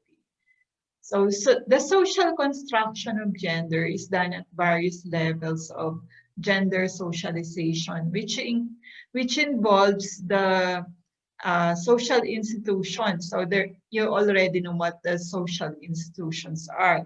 These are family, of course, and then the church, you have the school, and then you have industry, government, and the media. Okay, but at this point, you should distinguish sex from gender by saying that sex is physiological and inborn. So it's biological, while gender is socially constructed. And because of that, sex can be changed, cannot be changed, no? While gender can be changed or it is changeable. When we say that sex cannot be changed, it's only women who can give birth. At this point, given the technology that we have, and only men can produce sperm. Okay? While gender, women can do traditionally male jobs, and men also can take care of children and do other household chores. So what are gender roles? So you know already, you now have a clue what gender roles are. So gender roles are reflected in activities ascribed to women and men on the basis of their perceived differences, which are reinforced through gender division of labor. So take note that the differences are only perceived but not inborn, okay? The perception is dependent on who has the power in society and can dictate what the perception should be. This arises from socialization of individuals from the earliest stages of life through identification with characteristics associated with being a male or a female. So the roles are divided into these ones, no? Production, reproduction, community management, and leisure activities. Okay, for productive roles, these are the roles wherein as someone gets paid, no? These are activities in the generation of marketable goods, values, and services. While reproduction has something to do with giving birth, reproduction of the species, no? To reproduce labor and to care for and maintain the household. No? So kasama na dyan yung pag-aalaga ng may sakit, no? Sana walang COVID, no? At pag-aalaga ng mga matatanda. No? That is Those roles are reproductive roles, while community management roles are activities that produce results for communities' collective consumption, use, or benefits. So dito, kasama dito yung mga barangay meeting, meeting ng simbahan, meeting sa school, PTA meeting, etc., and similar activities. While leisure are those activities that have something to do with they don't have anything to do with production and reproduction, but they have something to do with rest and recreation. Okay, so there are four. Take note that there are four gender roles. So what is gender discrimination? So gender discrimination is the differential treatment, no, of individuals on the basis of their gender. So many societies involve systemic and structural discrimination against women. What we mean by this systemic is it should be manifested in their lives, no?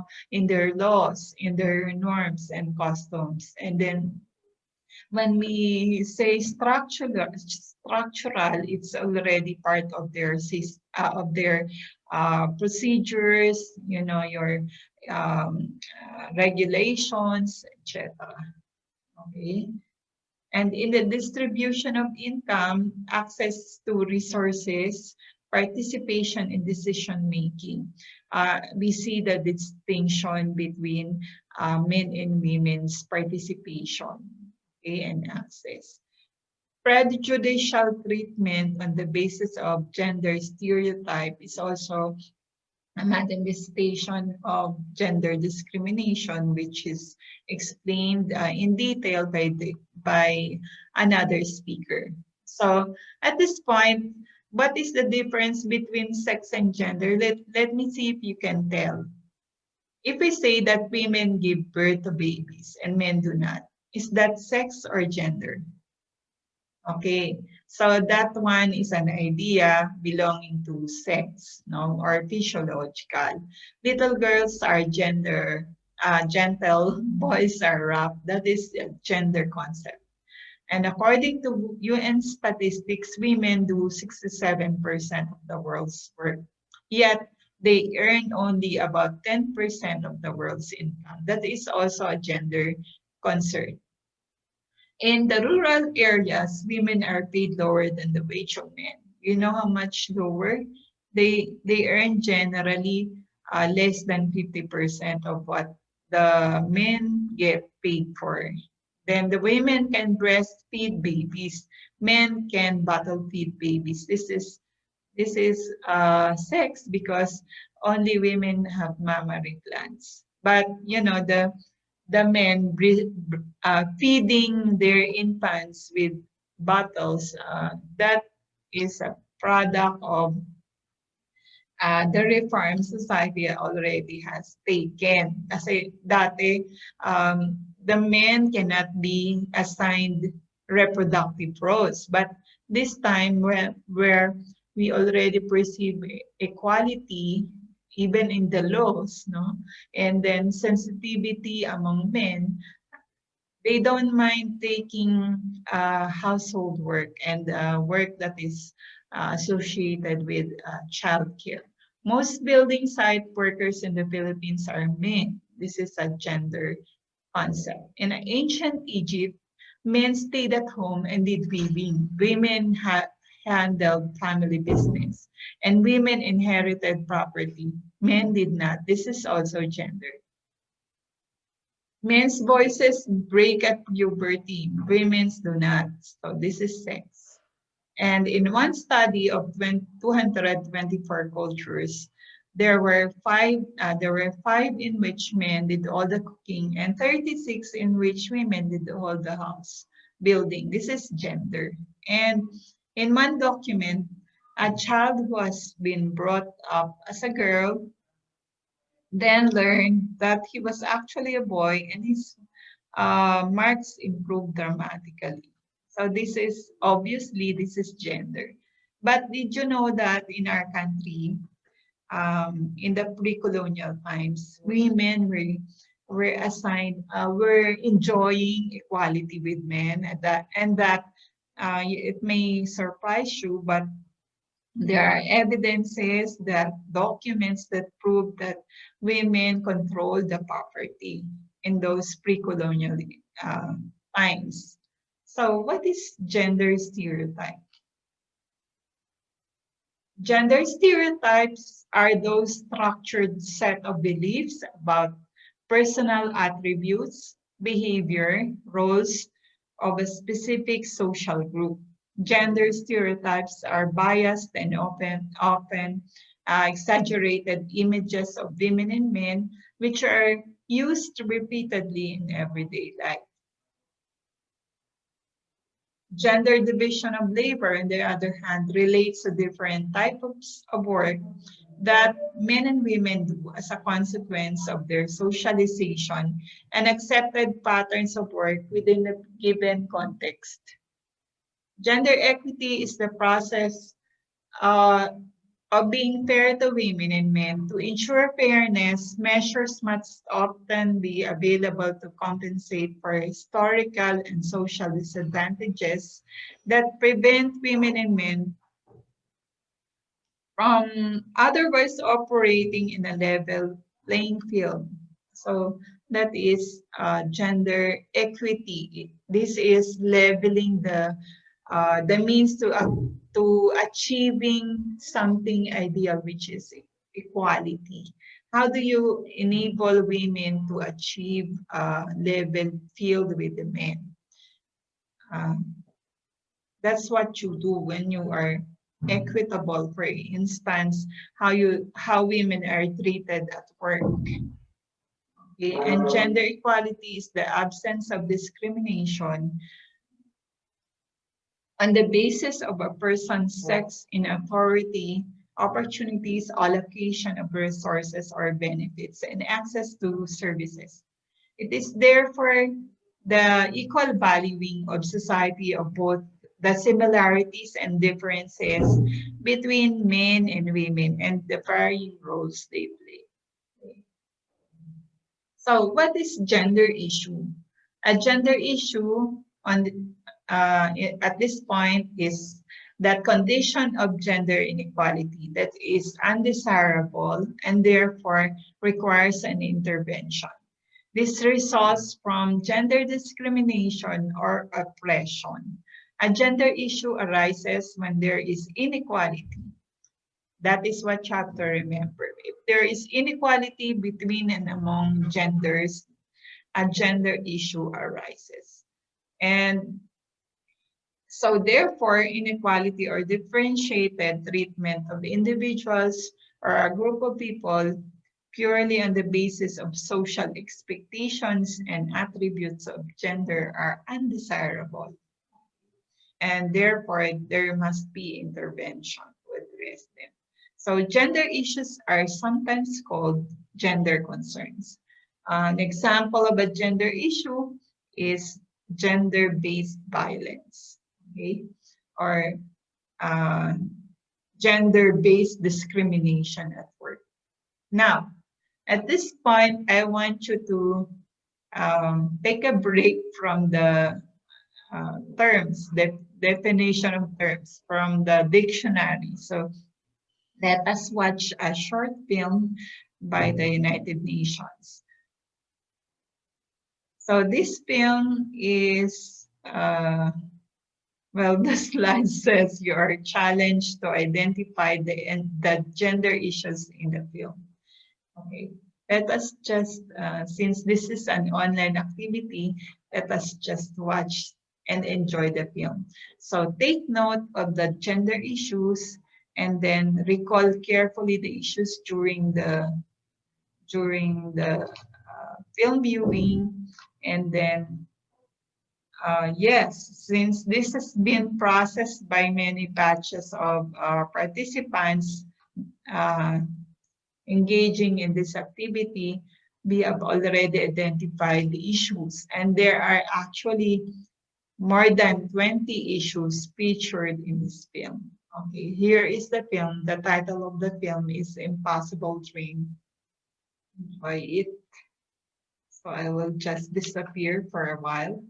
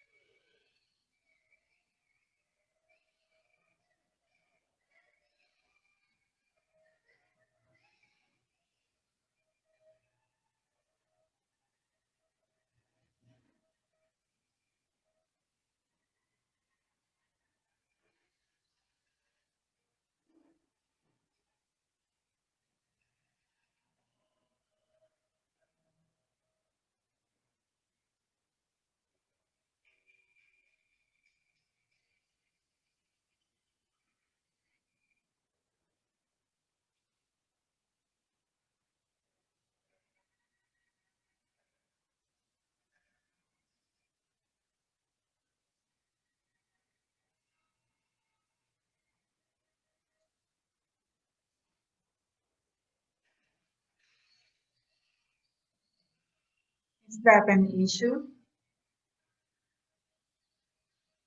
Is that an issue?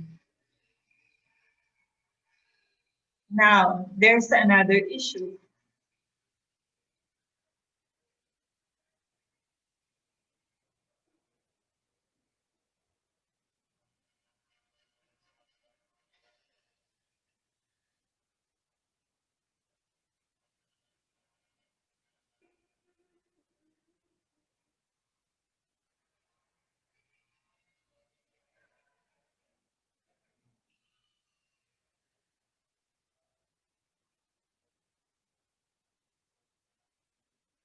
Is that an issue?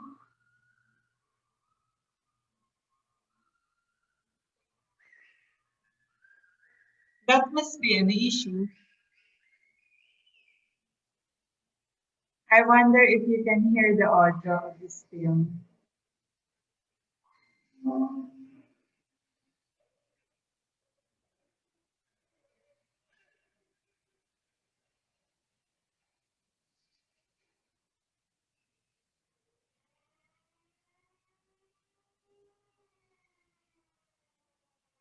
That is definitely an issue.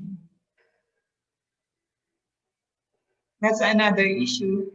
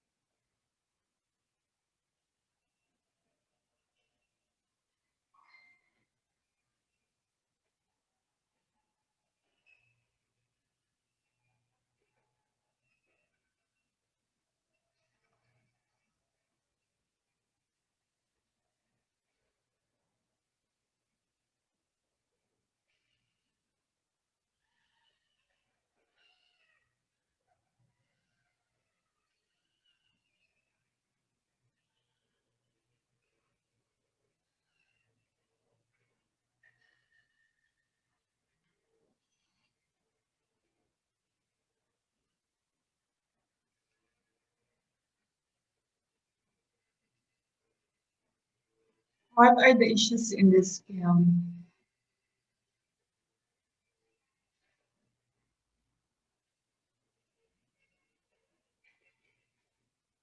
Nakakapagod, di ba?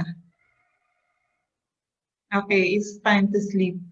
Ay, hindi pa pala. Mag-iinom pa tayo. Si nanay naman ay magpa-plancha. At si ate ay magliligpit sa kusina. Aroy.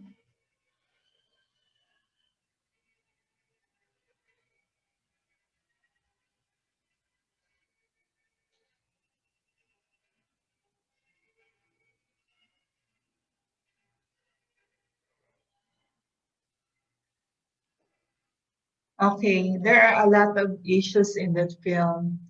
It's so burdens the heart that we can still relate with some of the issues. Well, these are the issues. Okay, multiple burden of women, meaning remember the gender roles, the four type of work. These are done by women um, all at the same time. So the woman is working while at the same time being the manager of her household. And mainly women are responsible for reproductive work. And then the careers of children are, the carers of children are women. Women are deprived of rest and leisure. The use and management of women's income is primarily for the family's benefit, while the men's has allotment for rest and recreation. So men also control the flow of information. So dito na nakita ng mga ibang participants na si tatay ang nagpapatay ng TV. Okay? And then men decide on what changes to adopt. So little boys are also socialized into the same patriarchal value as their fathers. And the mother seems to reinforce and this arrangement. And then the general socialization of children, they will do after what they are after the tasks being done by their role models, which are their fathers, their mothers, their ates and kuyas. And then another issue is violence against women and harassment of women at work. And then also notice that the boss in the video is a man, mainly. Okay. And you also have the issue of an equal pay for equal work, an equal mode of production. Men's production is mechanized while women's is manual. Women cannot be fully productive because they have to care for children while working. Men decide on what changes to adopt, and women are forced to assume responsibilities beyond their capacity.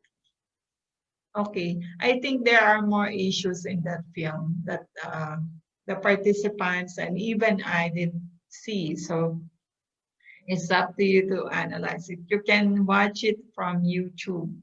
What is gender issue? Again, gender issue is a point of inequality that is undesirable and therefore requires an intervention. It is a form of gender discrimination or oppression, and it arises from inequity or differentiated treatment of an individual or a group of people purely on the basis of their social expectation and attributes of gender. So at this point, what is gender sensitivity? So gender sensitivity is the ability to recognize the gender issue. That is how it is simply defined. So if you're able to already identify the issues as you see them around you, you are then gender sensitive, especially women's different perceptions and interests arising from their unique social location, and gender roles. And this sensitivity also calls for understanding and consideration of the socio-cultural factors underlying discrimination based on sex, whether against women, men, or other genders. So look at this slide where you see um, if you are sensitive to gender issue, you already see many issues on this slide. So what are the issues here? So here you see that children are given different toys to play with, which will also teach them how to be. Like, look at the boy looking at the girl. He wants to play probably with the dolls, but society prohibits him from doing so. So he is confined to his boring to his boring car toys. No, while the girl is also the same. So the girl is restricted from playing other kinds of toys that society allows her to play with. And then look at this. Look at this picture of the can and the the bottle that contains perfume. They are they are commercialized, sexualized images of men. No? Okay, and then uh, look at the roles being assigned to um, boys and girls. And then there is this very controversial, how do you call this, ad on EDSA. That was my uh, early 2000. And then it was so controversial because what it says here, nakatikim ka na ba ng 15 anyos? So the ad was about a particular brandy. Okay. And but the implication is that a woman is being commercialized here. So the woman is being commodified. Kasi yung 15 anyos, 'di ba? At saka yung nakatikim, but parang may implication na na sexual. And so here we can see that the issues are gender stereotyping and gender bias. Okay. Lumilipat-lipat yung. And then you also have gender discrimination, gender commodification, objectification, and the sexualization of the woman's body. Okay? So gender sensitivity is a frame of mind. Okay? So it is in the mind, it is a set of attitude. And the way we approach whatever we do within our intimate relationship, in our work, in our everyday transaction with the outside world, what goes on in our mind will manifest in the way we behave, in the way we talk. And sometimes in the absence of sensitivity, perpetuates inequality in our society. And then discrimination is a serious issue because from this stems forth a lot of problems like violence against women or bullying or those issues that we see around us every day. So gender sensitivity, however, is not aware of the sexes. It is not anti-male. Actually, it's a recognition that in practically all cultures, women have a lower status. So here you begin to see women being empowered by the media, but again, there are many misconceptions being communicated by some of these images. So we began to raise daughters more like sons, but few have the courage to raise our sons like daughters. So still the issue of unequal pay for equal work is a big issue. So when you graduate, you will experience this unequal status of women and men in the world of work. Because sabi nga nila, merong inequality sa kanilang sa position ng babae at lalaki. So yung bilang ng CEOs na babae ay limited dahil dun sa stereotypes, no? They are prevented from breaking the what do you call this? That structure being fixed already, that kapag boss yan, dapat lalaki. But we have to change this stereotype, because this actually is not doing benefit to society. Because what if the woman being discriminated against has talents or solutions better than men? I mean, when we promote people, it has to be based on actual qualifications and capacities, not based on stereotypes in our minds. So at this point, let's talk about the concept of gender and development. So gender and development are interrelated. No? How are they interrelated? Development is the concept of referring to the process of achieving a better quality of life, a higher standard of living. So this is something economic. It's measured by GNP, GDP, poverty index, wage, and income. And also measured in terms of human development, like literacy, life expectancy, health, nutrition, and housing. So these are the parameters of development. And how do we relate the concept of gender to the process of development? Here we have the distinction between sex and gender. But here we see many issues of gender discrimination and lack of responsiveness to gender issue. But if we are sensitive, we will try to achieve women's empowerment, women being able to participate in the process of development at par with their men counterpart. And at this point, we also are concerned about the issues of the other genders, no, like the LGBT, who also suffer some form of discrimination, and also, like women, are marginalized.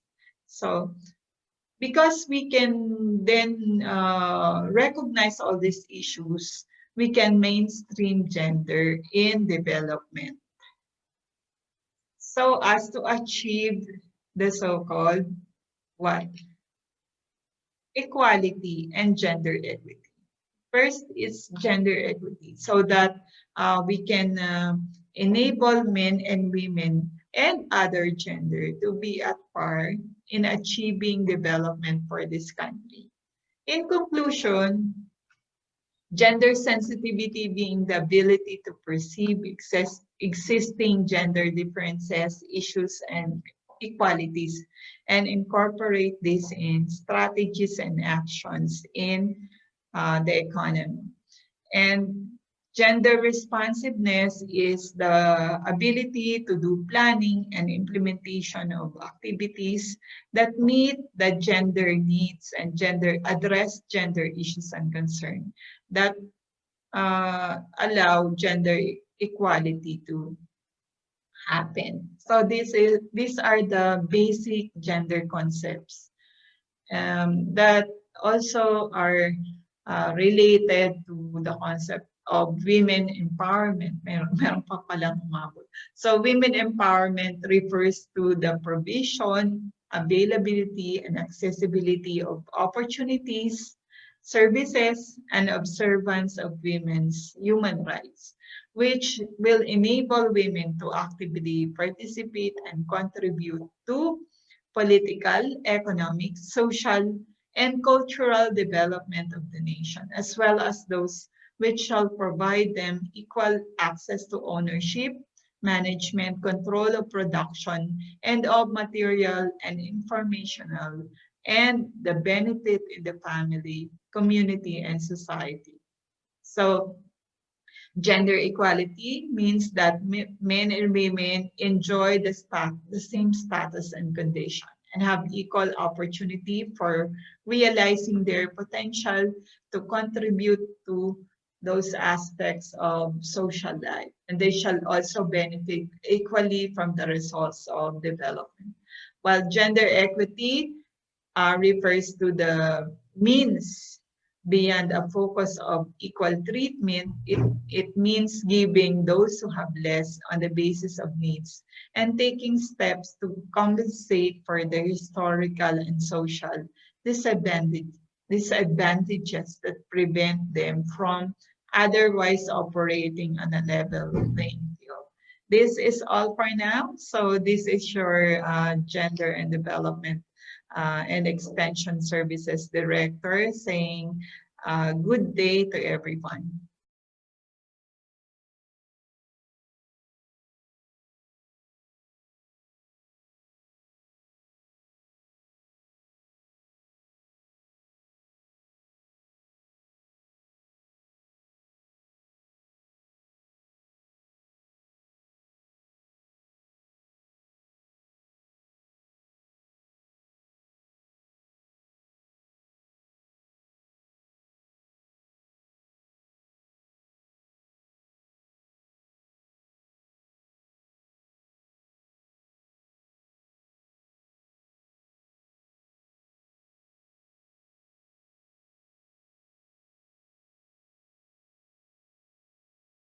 Thank you for listening